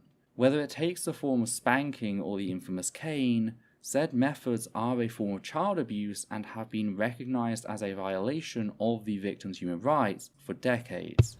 And yet, there are adults who, to this day, fight to defend said brutality, particularly when it comes to enabling parents to physically abuse their children. And one of the main arguments made in defense of said child abuse is that, since the parents brought their children into the world, they have some inalienable right to abuse them. I've never heard that said. I think the argument is that they have some inalienable right to choose how they are raised, which I also have some issue with, because they're facilitated in their raising of them by society. Those children are going to join society. Other people have an investment in them, and they're themselves people too, and we recognize that they are not the property of their parents, because at some point they will be their equals. So you can't even refer to the disparity of knowledge and strength and wealth as a point of reference, saying like, well, you know, I don't even like how I critique that point.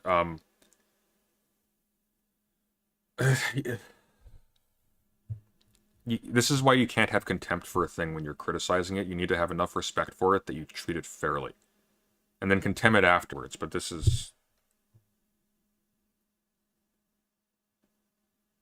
so basic. This is like anti-citizen X tier. Mirroring what we see in Christian theology.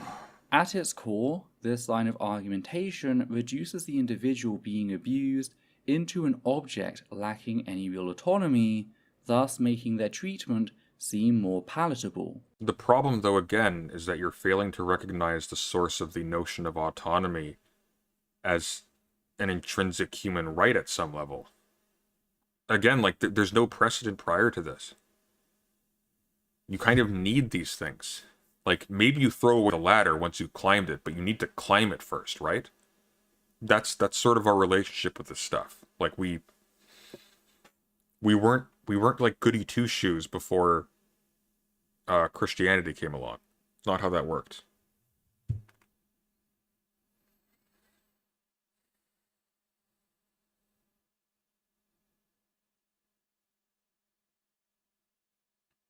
It's not new to you, having dealt with a lot of recent deconverts. It's always new to someone. What do you mean? What are you referring to?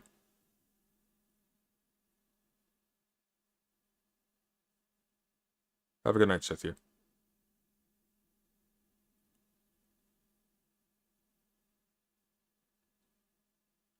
No, like, the video maker does have a point, and there's definitely, like, an argument that can be made for the thesis that there's a link between Christianity and abuse culture. There's a link between Christianity and almost anything. Which is not an excuse. Like, you can critique these things. It's just I don't think the critique's very good. Though that's not the only similarity. We also have the way in which some apologists take Here we go. Sunday, the argument is that Christianity creates dysfunction in the modern world and that its literal interpretation leads to abuse. Your argument about the history impact of Christianity isn't relevant. Well, no, because she's specifying Christianity as an entity specifically and trying to draw, like... You see the problem? She's making an argument about the impact of Christianity. The receipts are spurious, is my issue. Like, she's not actually drawing a well-founded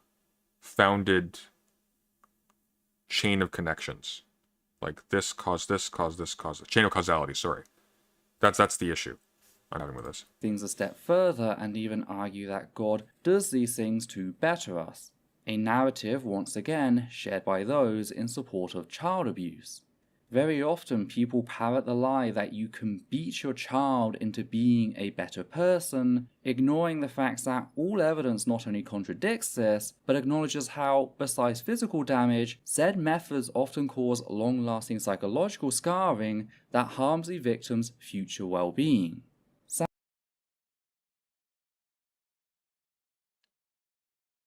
That's true, but it's a little bit more complicated than that.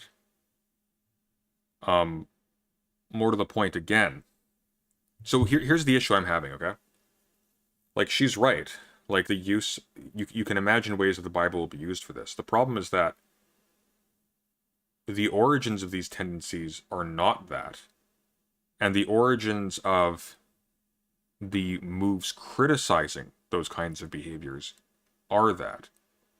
Which is not to say it's not used by certain people for this, but that the specific historical argument being made right now is not strong. That's the issue. Like, the thesis isn't wrong. The conclusion, I don't think, is inherently wrong. Like, just as a general statement, like, disregarding the particulars. How she gets there is flawed, which is a problem because it gives the impression that there is no way there. Because a lot of people will come away from a bad argument with the assumption that because it's obviously a bad argument, therefore the conclusion is false. It's like, well, no. The argument being bad just means the argument is bad. That's not how you get to the conclusion reliably.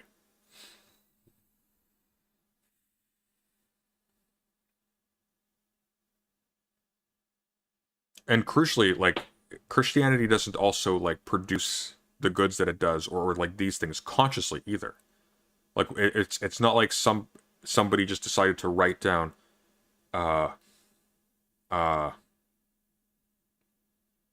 if you hate your brother, you have murdered him in your heart, or something like that.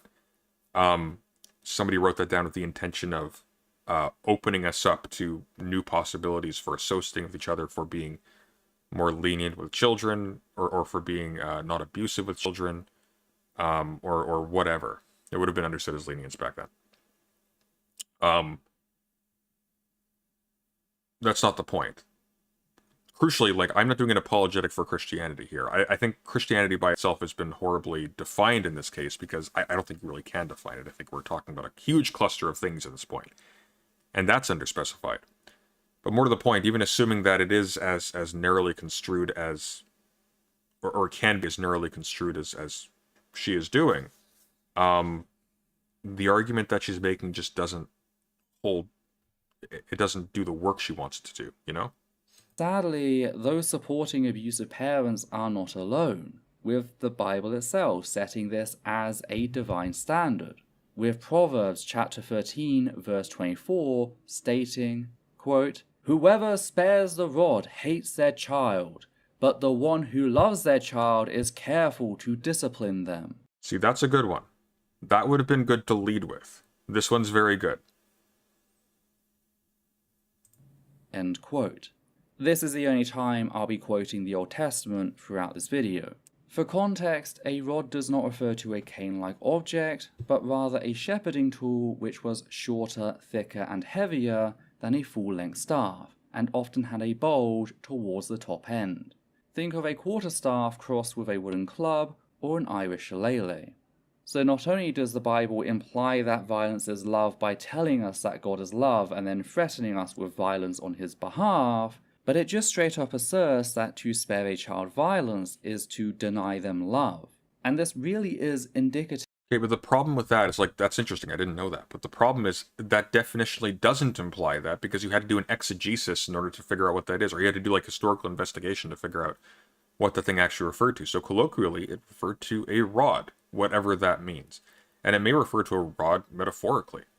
Like, you may disbelieve entirely in corporeal punishment, but you may think it's incorrect. For example, let's say if your child is has picked up, like, let's say, transphobic slurs from school and is abusing people because they present as non-cis or non-heterosexual or something, or maybe they're asexual, and they're mocking them for that.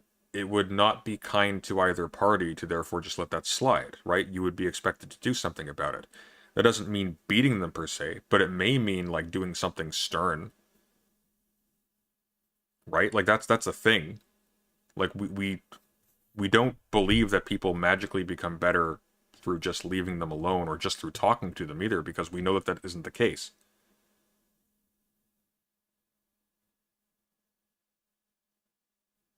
It's just more multifarious than that. Like it just doesn't work. The critique doesn't work. Now that verse in particular, though, if she wanted to modify the thesis and make it a lot more modest, you could very easily make the argument that, look, there are lines in here that we need to start addressing in some way culturally, because they appear to normalize to a large number of people, not all, but to a large number of people, an attitude towards other people that permits physical harm or abuse to the end on the grounds. It allows you to justify abuse by saying it's good for the person you're abusing. People do that. You'll see this with people like you know that Darth Dawkins cretin? People like that who will just go on and they'll just abuse people. That's their whole career. They just go on and they abuse people. But they can say afterwards, "No, I'm doing this because I love you." It's like, no, you don't. That's a convenient excuse.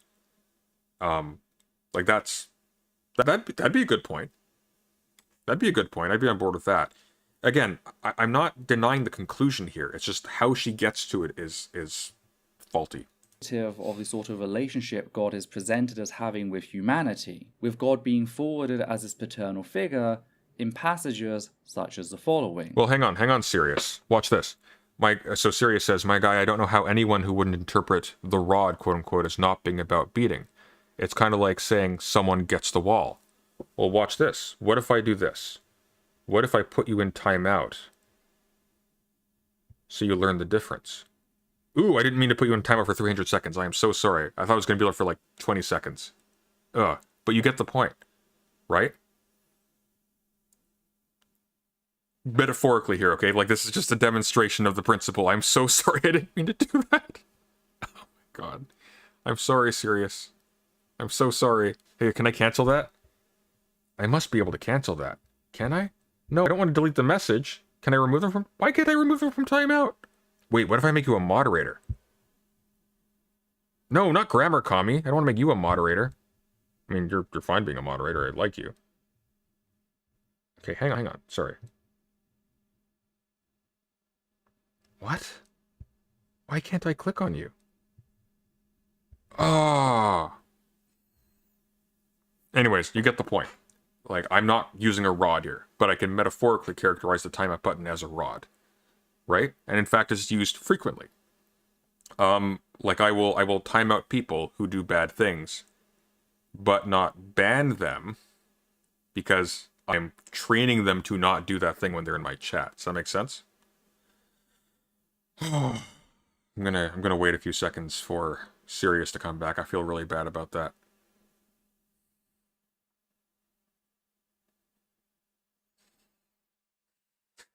Congratulations, Kami, you've just been promoted. Apology accepted, Captain Nita. It's okay, Sunday, I forgive you. There we go. Okay, we'll keep going. That was stupid. 2 Corinthians chapter 6, verse 18. Quote, you get the point, though, right? The ban hammer is an excellent example. The ban hammer is not a literal hammer.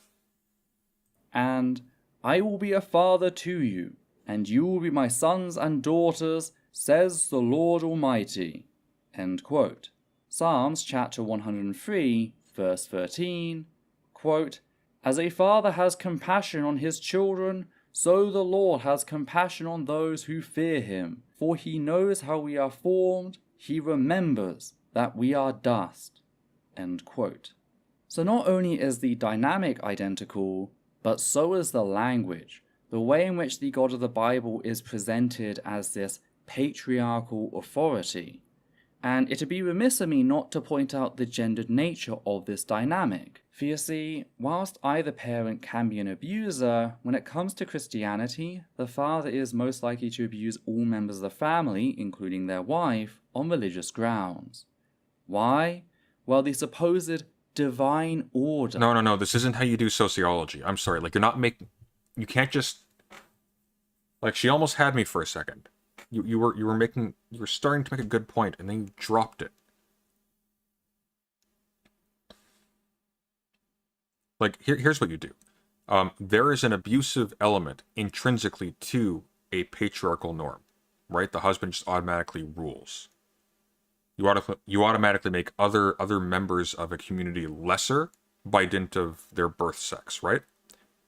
They're intrinsically abusive. There's an intrinsically abusive component to that. And then you enshrine this with the idea that, like, this is echoed in the structure of the universe, right? God is to human beings as men are to their children and their wives.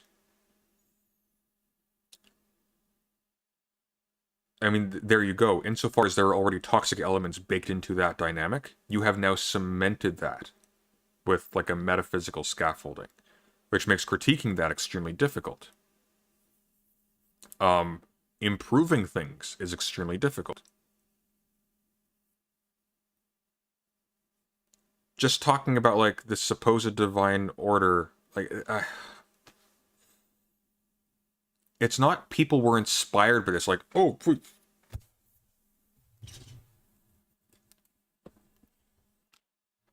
it's like, oh, what's this funny picture book say? Oh, that seems like a swell idea. People didn't do that. That's not how it worked.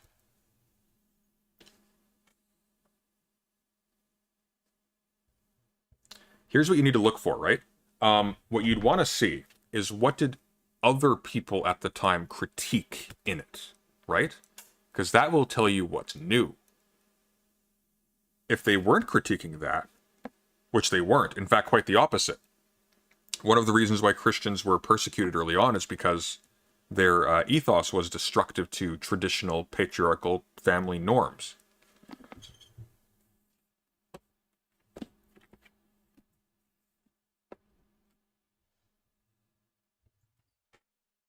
So again, like, the issue here is the historical argument is bad. It's working in the wrong direction. It's not looking at the context and saying, okay, well, let's actually follow the chain of causality here and see what caused what. It's taking, okay, well, here's a bunch of things that we associate with this thing. How can we think of a way for a human being to become bad through exposure to this? As is very vividly demonstrated in this Christian graphic, which depicts Yahweh above the husband, who in turn is above the wife. The children don't even get mentioned except as the wife's responsibility, seemingly not registering as actual people. This, of course, is reference to passages like those seen in Ephesians chapter 5, verses 22 through 24, which read, quote, "Wives, submit yourselves to your own husbands as you do the Lord. For the husband is the head of the wife, as Christ is the head of the church, his body, of which he is the Savior. Now, as the church submits to Christ, so also wives should submit to their husbands in everything." End quote. Which sucks. And this would be, again, a great example of taking what was already a norm. Again, how many... Look, there's a reason why the feminist philosophy journal is called Hypatia. There weren't a lot of other people to name it after. And that wasn't because women in ancient Greece or ancient Rome weren't really, really smart. It's because they were married off as basically children. In fact, as children, they weren't, for the most part, educated to do philosophy, and they weren't allowed to do philosophy. They weren't admitted to the same spaces that men went to, so they couldn't have these conversations with the people whose conversations were recorded.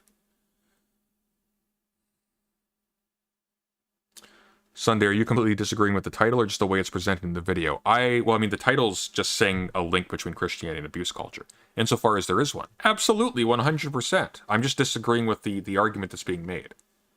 The link that's being drawn here is spurious. That doesn't mean there isn't an actual link that actually connects the exact same dots that she's talking about. You see? Like, the thesis that there is a link is right. 100%. 100%. You can acknowledge all of the positive. You can even acknowledge that you require Christianity or the influence of Christianity or something in that umbrella historically to facilitate us being critical of these abusive tendencies in the way that she is. Like, absolutely, you can do that and still say that there is a direct link between these two as well. Because it could have made us better in some ways and worse in other ways, or it could have protected some bad things in the process of making us better in other ways. Or it may be a ladder that we can climb and then have to dispose of, because maybe it's served its purpose, you know?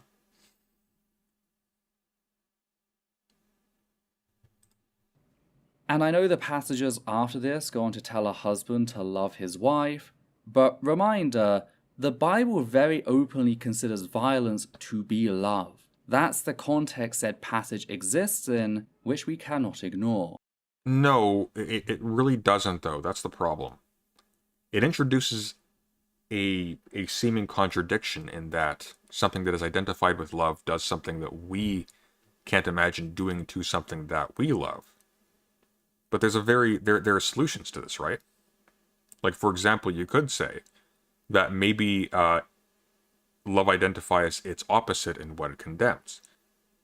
I wouldn't necessarily buy that one myself, but that's a thesis you could take. And the point is, you don't arrive automatically at an understanding of love that entails abuse. what's actually going on here, what actually did happen, was the doctrine of hell made the fear of death and corporeal punishment seem tawdry. And so it was very easy to justify extraordinary cruelty or repression or bullying or what have you for the sake of saving people's eternal soul, because life in the world doesn't matter as much because there are higher stakes and longer stakes, right? That there's a point there, 100%. That's one of the cases she could have made really well.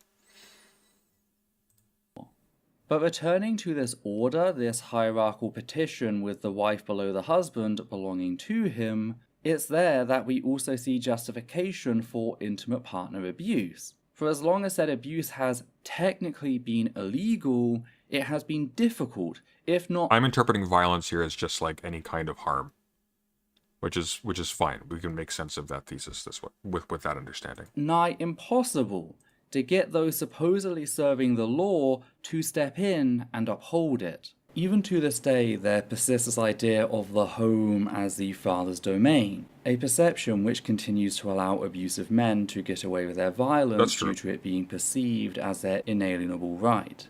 This is also something supported by many Christian denominations, such as Catholics and evangelicals, with church officials often preaching that if a woman's husband abuses them, then it's because said woman did something wrong and needed to be corrected by their husbands. This is very strange. I don't actually hear this very much from Catholics. Maybe not like openly on social media.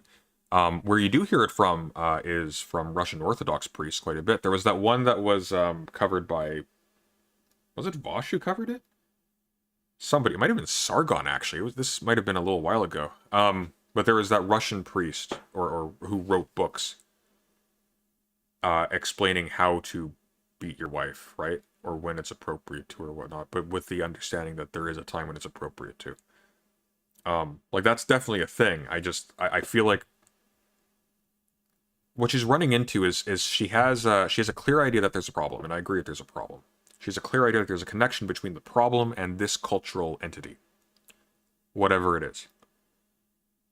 She's making too many inferences on the basis of what she recognizes in this, rather than doing the hard work of actually following the historical genealogy. Because that's what you have to do. Because it's not necessarily going to be intuitive to you how this turned into this. It's like that thing from Apollo 13. You have to make, like she's trying to do that. You have to make this turn to this using nothing but this. The thing is though, we have more than this. Like we have by now hundreds, and in recent years, hundreds of years worth of scholarship actually parsing out the specific moves that were made to get from here to here. We have so much, in fact, that it's actually impossible to get through. We're drowning in information on this. She doesn't need to do this unless she's trying to make the video on the quick, which is a mistake. Said denominations might urge husbands to be careful in said discipline, just like the Bible, but this has ultimately been the recourse they've espoused for centuries. And when we consider the nature of love as presented in the Bible, it's easy to see why this was the case, a fact that has not been adequately addressed to this day. What? Another way in which Christianity wait a minute. Day espoused for centuries. And when we consider the nature of love as presented in the Bible, it's easy to see why this was the case, a fact that has not been adequately addressed to this day. Yeah, she has it asked backwards. So, yes, violence is construed as love. She has it asked backwards. It's not that love has been construed as violence. It's that violence has been construed as love by reference to a doctrine of eternal punishment. That's the move. She's got it completely backwards. Love is equated with violence, but not love as violence, but violence as love, and it's asymmetrical. It doesn't go in both ways. Another way in which Christianity has normalized abuse culture is through the erosion of self-worth. Nothing in the history of our species has quite eroded self-worth like Christianity, with the Bible teaching us that we are broken, sinful, dirty beings who need salvation in Christ. Individually, though. we only have the notion of the self as important at all because of this move specifically, of the need for individual salvation. That's the move that gives rise to liberalism, which makes us actually pay attention to the internal lives of people and their autonomy and their selfhood outside of a strictly political context. Like, this is actually one area where she actually has it wrong. Christianity is largely... Now, like, that influence can grow stale, right? Like, after we've established that move, after we've made that move, after we've refocused our attentions on the internal lives of people, or on human beings primarily as individuals, then you can say, well, constantly going back to this text, which was written prior to those moves being made. See, that's regressive. That's breaking down this hard-gotten gain that we can see ourselves now as individual human beings whose autonomous decisions have some intrinsic moral worth, right?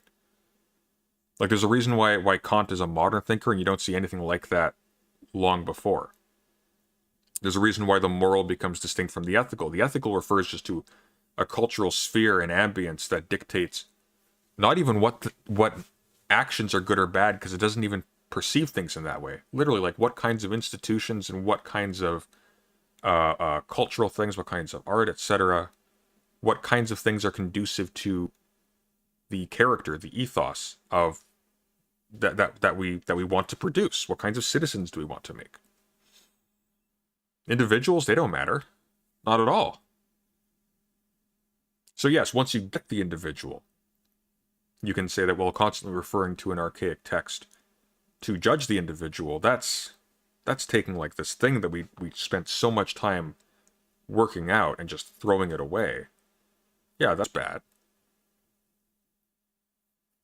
But, like, you have to have this in context.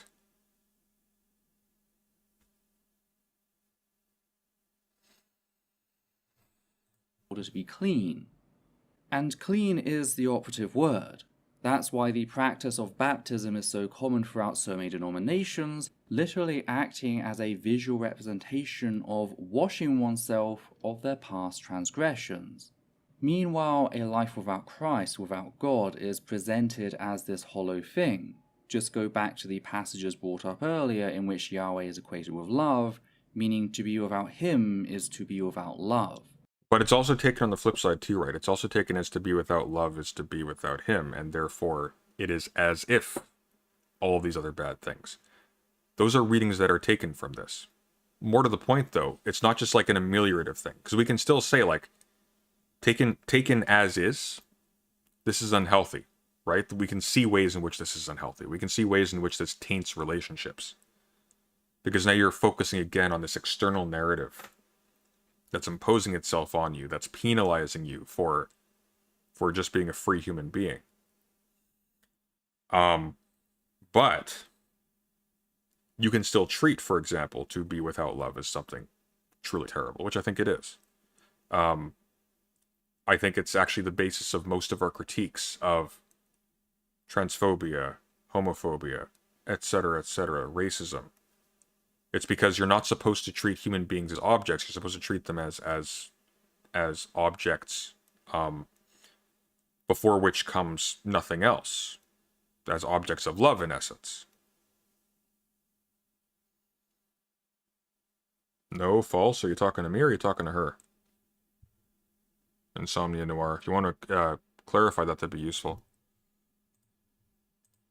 This once again makes an appearance in Christian apologetics, with apologists routinely telling atheists that, without God, our lives do not and cannot have value. Yeah, that's true.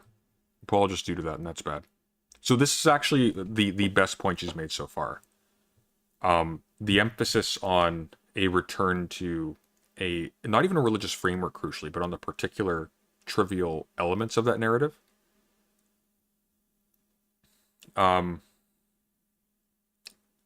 That's toxic.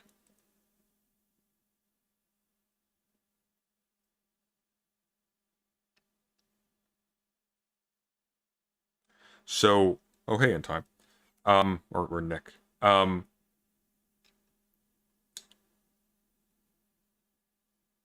was I going to say?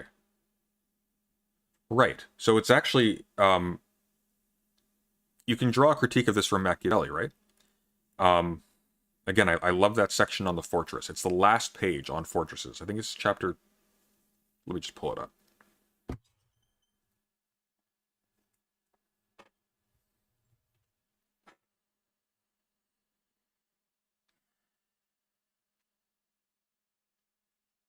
Chapter 20, sorry. On fortresses.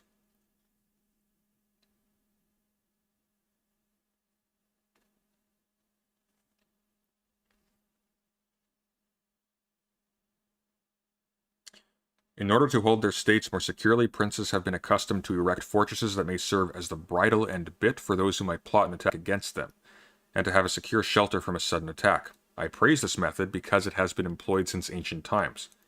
Nevertheless, in our own time, Messer Niccolo Vitelli was seen to demolish 2 fortresses in, I'm not Italian, Città del Castello, in order to hold that state. Guido Ubaldo, Duke of Urbino, completely razed to the foundations all the fortresses of that territory after returning to the rule from which Cesare Borgia had driven him, and he decided that without them it would be more difficult to recapture that state. The Bentivoglio family took similar measures after returning to power in Bologna. Or Bentivoglio, because is that a silent G? I don't know. Fortresses, then, here's the crucial part, are either useful or not, depending upon the times. If they benefit you in any way, they injure you in another. So the argument here is against the fixed point as your total orientation. The problem with the fortress is that you put too much faith in it, and you retreat to it in time of danger when you need to be flexible and you need to respond to a changing situation. So the people loving you in a political context is a far better safety net than having a fortress with the people who hate you. Because the people will turn on you in the event of an invasion, and you will be stuck in your fortress and starved out. Well, similar here. Taking the Christian narrative in like a super literal, specific sense. Not allowing the actual good to sort of flourish on their own. And to engage organically with our discourse. But simply reverting again to a need, like you need to have these specific locutions and do these specific things, da-da-da-da-da-da, or else you're going to hell because I got a magic book that says so. I mean, it's stupid on its face, but more to the point, that belies all of that. That would belie, that attitude would belie the possibility of all of the positive cultural changes that Christianity had hitherto wrought. Because they were changes. It wasn't just a fearful reversion to previous institutions. It was new attitudes, an opening up of new attitudes, of new areas of focus to people, to the world, to communities, etc., etc., such that we could reorganize ourselves in according to a principle as opposed to according to an idolization of a social form.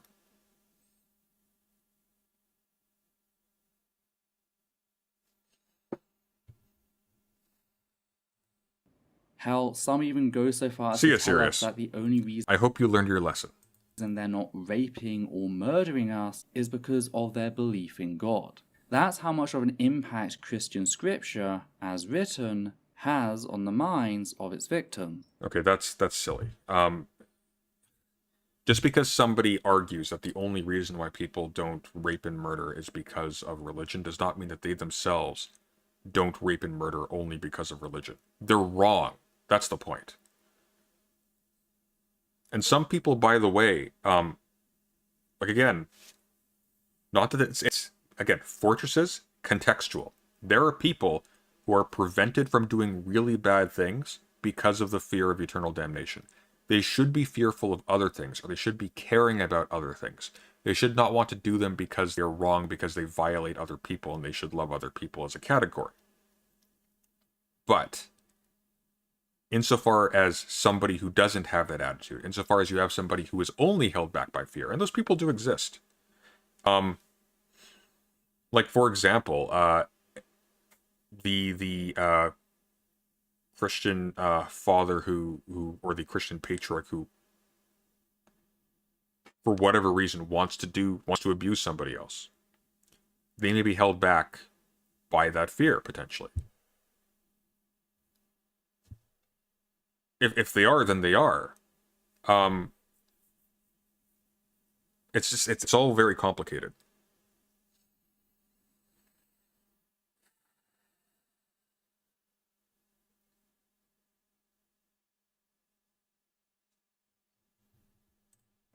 Yet rather than feel fear at this acknowledgement, I feel pity.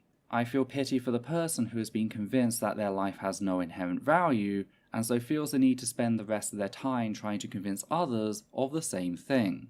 I can't truly speak to knowing the mind of such a person, their reasons for doing what they do, but as an outsider, it seems like part of them is set on sharing their suffering, since if they can no longer perceive their life as having innate value, then why should anyone else? That's silly. I don't think they say that their life doesn't have any innate value. I think they say that their life's innate value is downstream in some cosmic order, right?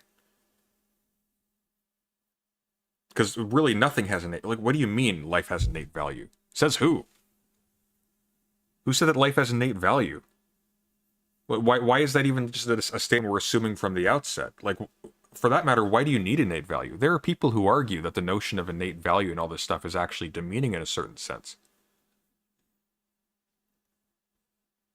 We're like the furniture of the world, and we have innate value. Why? Because we're the things. Okay. Who said life has innate value? We evolved from single-celled organisms that were the result of completely natural processes, mindless natural processes. Did the moon say we have innate value? Like, what about metabolizing organisms gives them innate value? Like, what does that mean, innate value? How is value innate? Value is always ascribed. If you mean in a political sense, we treat as a doctrine human life as innately valuable. Sure. But that's a liberal invention. That's a Christian invention. It's not just a Christian invention. It's also shared by Islam. It's also like there are...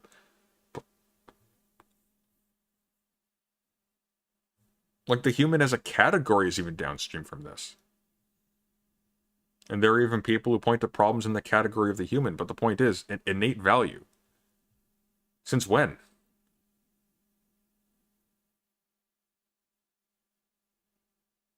She's literally dissing evangelists while she evangelizes. Well, the grand irony of all this is that she's fundamentally extolling a Christian doctrine while sort of cursing the aesthetics of it at the same time, which is frustrating. Like, I don't disagree with her thesis. I don't think what she's arguing for is bad. It's just how she gets there is objectively wrong. And it's this, alongside Christianity's general disposition towards conservatism, that has led Christianity to always paint human rights movements as anti-Christian. That's silly. A lot of human rights movements were Christian. In fact, most of them were Christian. Or religious. Even Malcolm X was religious, even if he wasn't Christian. Martin Luther King Jr. was a reverend. Social justice is a concept, as a locution is Catholic.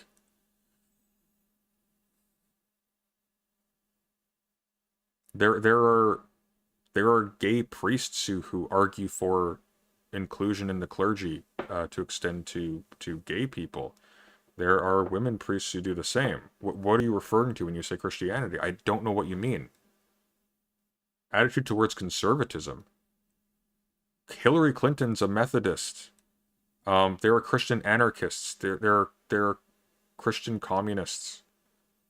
Maybe you can draw out some kind of metaphysical contradiction at some level, but it doesn't matter. You're making a historical point. This has led Christianity to always paint human rights movements as anti-Christian, except human rights as a concept is Christian in origin. You look at Victoria's critiques of the conquistadors. The whole line of argumentation is that these are also God's children, therefore we shouldn't be exploiting them and murdering them. It's like, come on. Like, there's even stuff on YouTube about this. I played a Talal Assad lecture on this that actually outlined it pretty concisely a little while ago.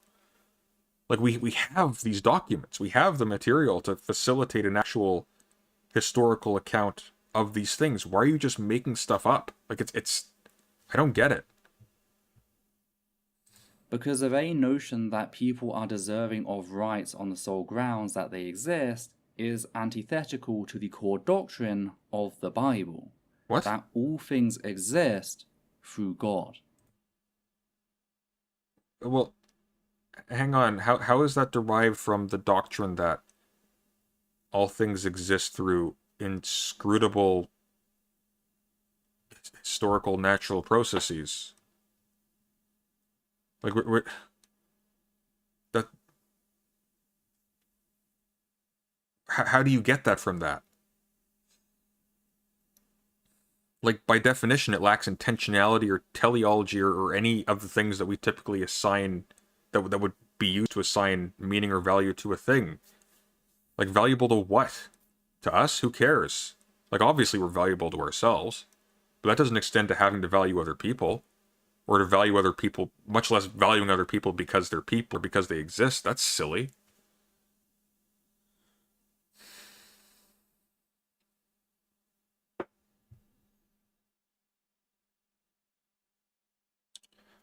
I think Essence of Thought's argument may be that the theist who believes that life has innate value metaphysically loses that in a naturalist world, that that's their issue. That's true. Yeah, so like, this would be actually a really good point that she could make.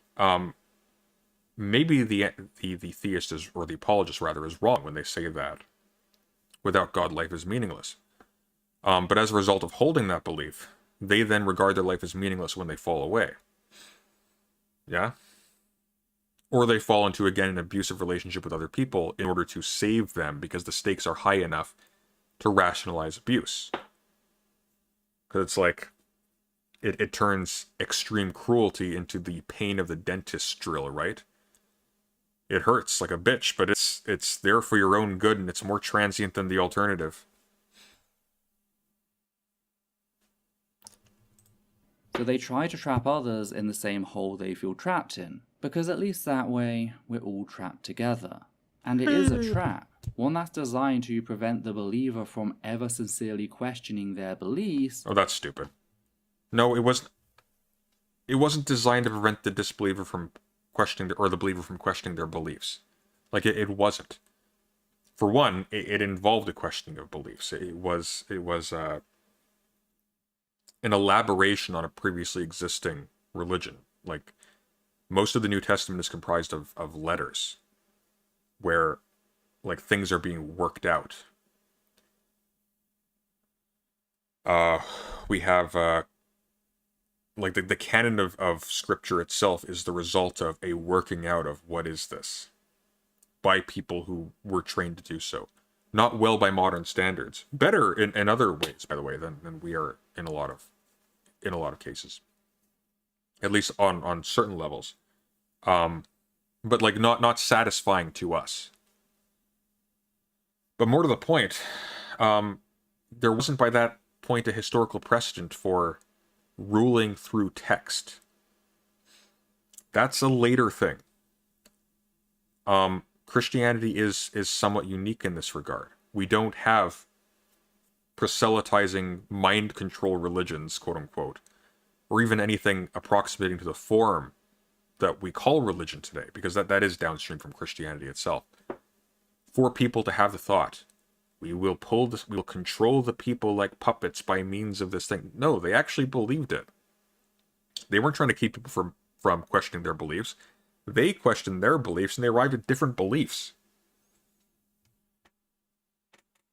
They didn't question them scientifically. A lot of it just came from the air. But they absolutely did not just hold all previously existing beliefs as just immalleable or as not to be assailed or questioned. They absolutely did. And there are whole verses involving the valorization of reasoning.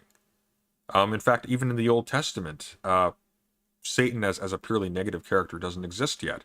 You have the accuser questioning God and revelation arising as a result of that questioning. That's the whole notion of, that's the whole story of Job.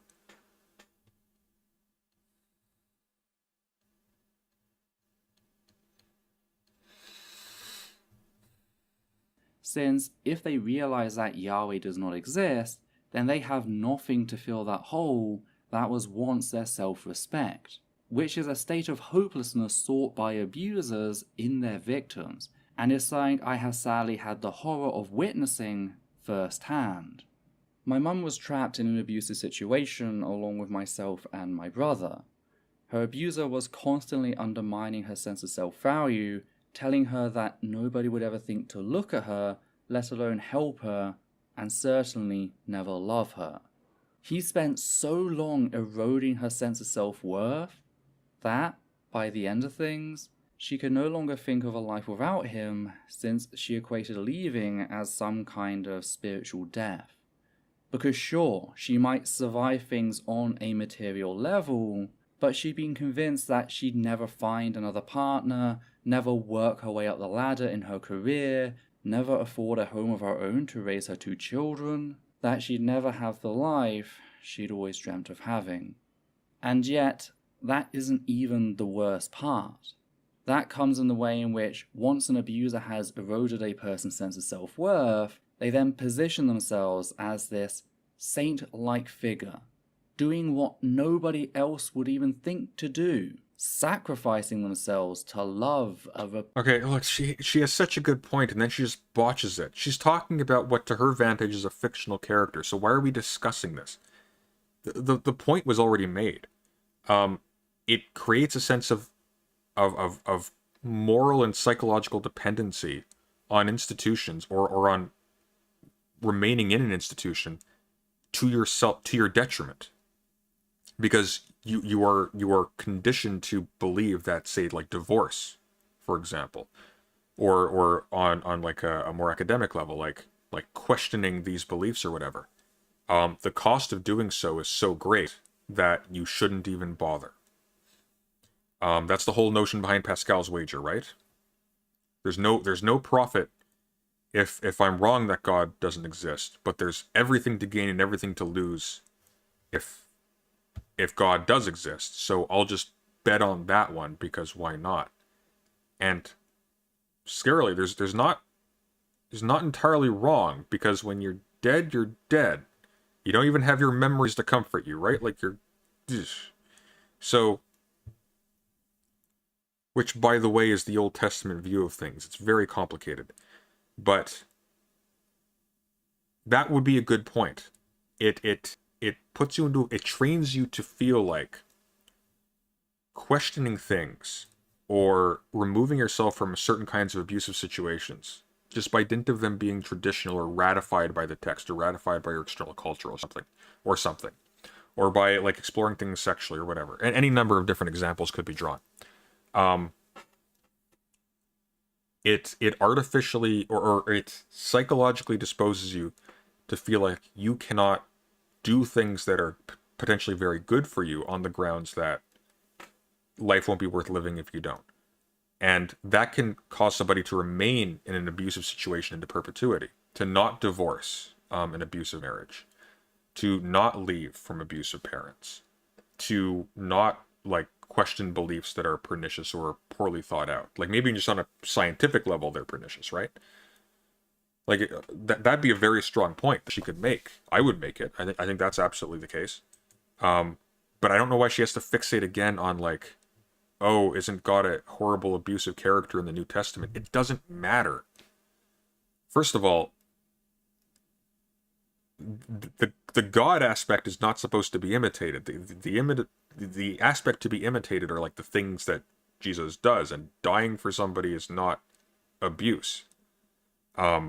Stepping in and stopping somebody from being abused for their sexual activity is not abuse, or in fact being executed. This is the Mary Magdalene story. You can draw problems, no doubt, from like the contents of the New Testament or even from the Gospels, but this seems to be more an attack on the character than on the actual historical influence of the text on human behavior. She's mixing these up, and I think that's probably why she's making some of these spurious moves, because she wants to attack the Bible itself as opposed to actually drawing out the link between Christianity as an entity apart from the Bible apart from the narrative in the Bible, and abuse culture today.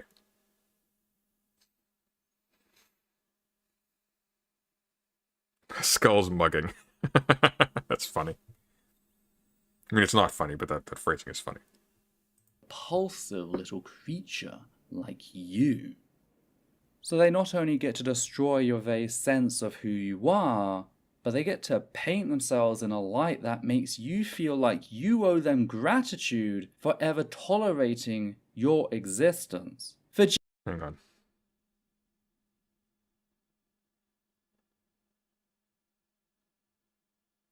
What am I... Why was this person deleted? Oh, all this wokery, it's quite sad.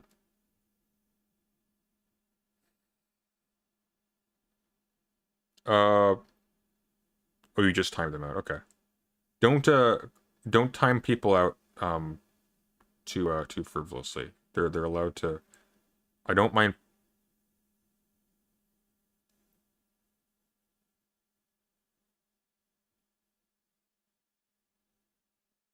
Nope, never mind. That was a good call, Kami. Yeah, play nice, kids. Sorry, new mod. Wasn't sure what they were doing. Jesus loves the sinners enough to go through the show of crucifixion with none of the stakes. Isn't the Bible such an amazing text? But fail to bow down to him, to reciprocate that feeling, to force yourself to love him, and he'll just torture you for all eternity, and his followers will act like it is nothing. Again, you're very outraged at the narrative, but we need to have like an historical genealogy brought out. This does not help us. Like, Achilles is a bastard, and he's a coward. And, well, actually, no, Achilles isn't a coward. Hector's a coward. Hector runs away from Achilles. He gets chased by Achilles around Troy. But, like, that doesn't help you. Zeus is a bastard. Great. Great. Voldemort is such a bad person. Fuck Harry Potter. Like, what do you want? This doesn't help. Back in reality, actual love is a two-way street. If one party is being compelled... Why, though? Why do you think so? Do you think that's like a ubiquitous feature of how people talk about love historically? It is not. It is not. It is not at all. Assuming even, by the way, that love refers to one thing. Like, agape does not refer to romantic love, etc., etc. And that's not necessarily a two-way street. In fact, when you read lines like, forgive them, God, they know not what they do, that love's not a two-way street. At all. It's not by that reason not love anymore. You may take issue with it, but it's still love. It's still something within that umbrella. to say or pretend like they love the other person, especially on the threat of violence, that is straight up abuse. No ifs, no buts. Yet thanks to Christianity, it is so normalized throughout European culture that many people don't recognize it. That's one of the reasons why autistic people are far more likely to be atheists. What? Because autism acts as a buffer between the autistic individual and social norms that allows them to assess things critically in a way most people can't due to social cohesion.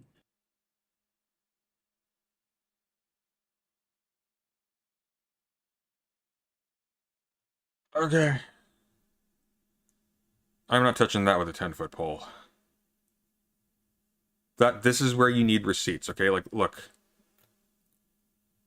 People said these things were well cited in the chat. I'm not seeing citations here. Oh, what do we got? Script and references. So what happens when I bring this up?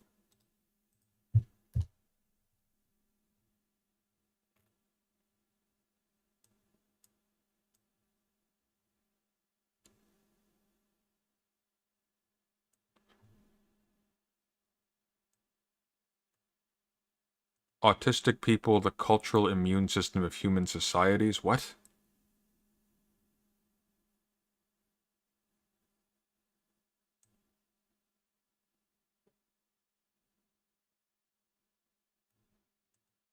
There's just one article here called Autistic People, the Cultural Immune System.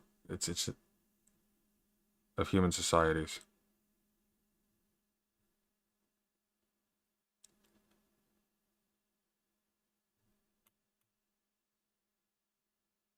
And every other quote is just the Bible, the New International Version. Except for this thing on corporal punishment by the Council of Europe, 2022.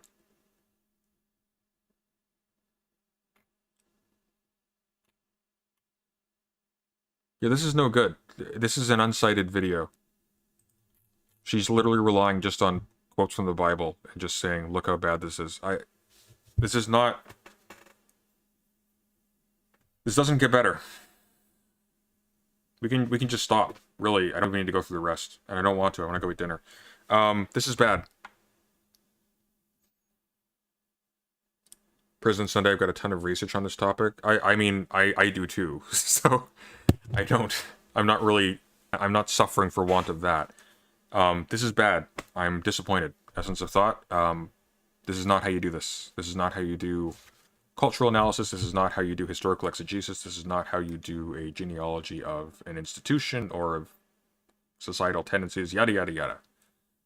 Not how you do it. You're doing textual criticism on the one hand, moral criticism of a textual figure on the other, and then somehow drawing from this human tendencies by well, not somehow, you're conjecturing that these are therefore solely responsible for certain tendencies in human beings today, and as if that's enough.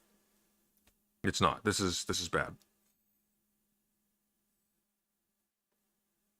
Really bad. My disappointment is immeasurable, and my day is ruined. But it's not, because it's actually lovely outside. So,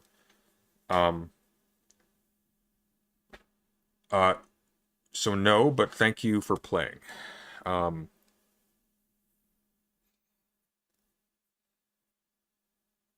Take care, everyone, and do let her know that I did review this. If she wants to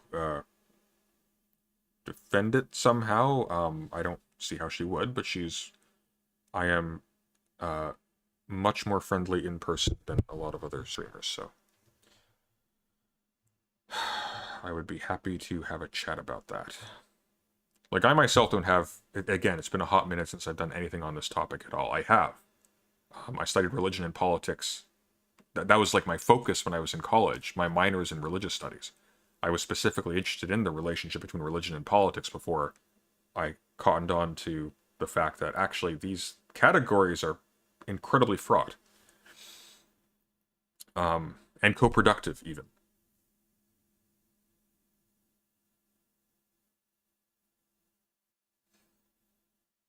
In any case, thank you very much, chat.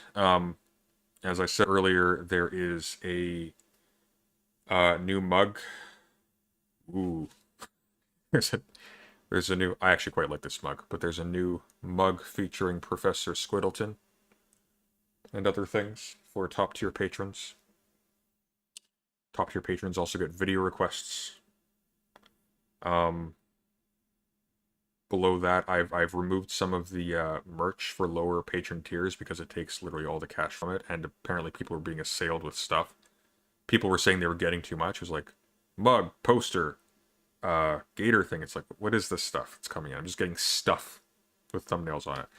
So I'm making those fewer so they mean more, and so it's not like literally undermining the purpose to patronage in the first place, because all the money's going towards those. I'd lose like $100 on like stuff nobody wants. So the mug's cool. Use a mug, you know? Technically lower tiers are also you're entitled to request a stream conversation with me at your convenience. I mean, within reason. Nobody's availed themselves of that, but then since I'm a streamer, I don't know why they would. I'm gonna think of other perks too. I don't like the idea of not giving something specific back to people who specifically support the channel. I have to get away from that because as there's more and more people, I've got 45 so far, it's going to be impractical, but that's kind of important to me. I don't like doing anything for nothing, so. Yeah, I'm supposed to be on vacation. Before I go, I just want to quickly check and see what's going on with the Keffel stuff. I want to see if there's been movement on that. Is she still talking about that? I have to see. I just really want to see.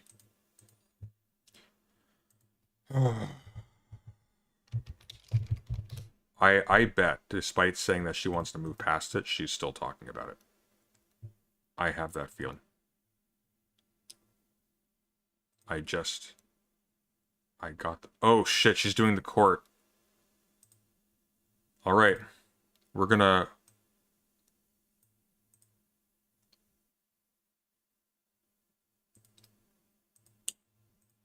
Keffel's court. We're gonna watch this insanity.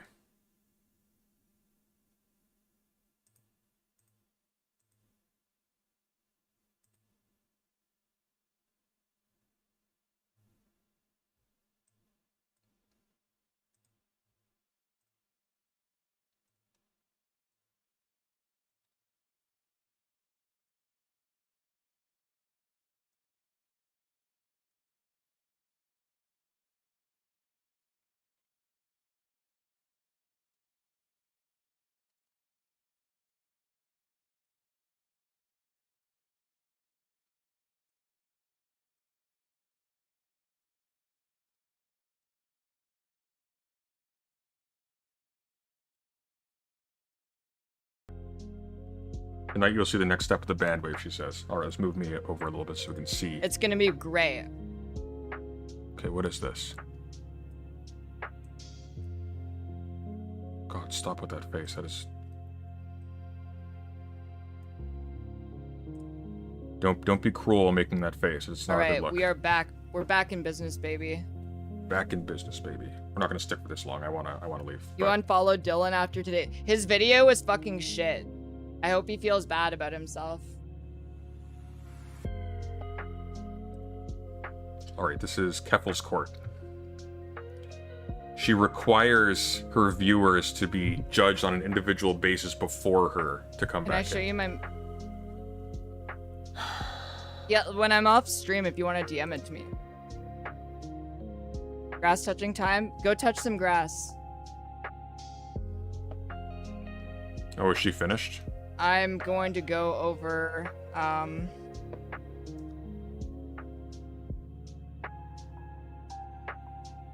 looks like we aren't getting out of jail. Oh no! There are people in the Discord who are like patiently waiting. I feel bad. Should we go back? You don't feel bad. Alright, you know what? It's still chatter democracy.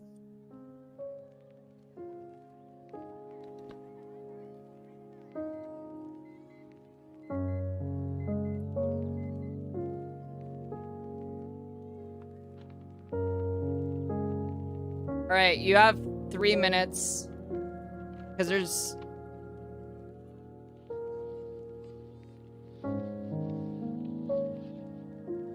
Chucky Millis, thank you for the gift sub. Don't give this person money, guys. Yeah, do we have anything else? Yeah, there's some videos I need to watch, and I wanted to talk a bit about the Elon Musk stuff, but this shit got like way more intense than I thought it would. Oh, shut up. Oh, it got more intense? We'll He's download having this like VOD. We'll download this VOD for sure. I don't want to deal with this anymore. There's going to be stuff, though. This is going to come up. This is really messed up. You don't do this with people. She has an audience that's emotionally attached to her, and she just abuses them.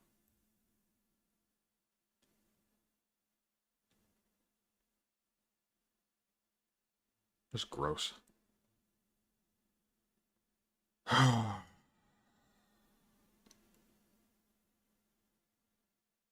Okay. Here's what I want to leave you with, okay? Oh wait, is she starting this up again? Vote in the poll on whether or not we should permaban or what the hell? She's doing a vote? Just type 1 in chat or 2 in chat. No, because that doesn't work. She's doing a vote?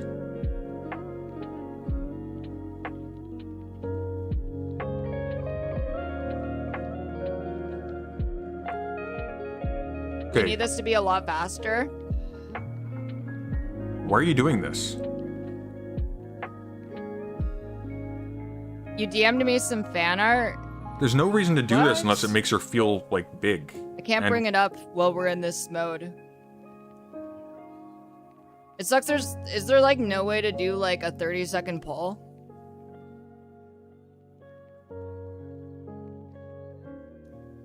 What a wretched human being. Alright, enough of that. Absolutely worthless person. Alright, take care everyone.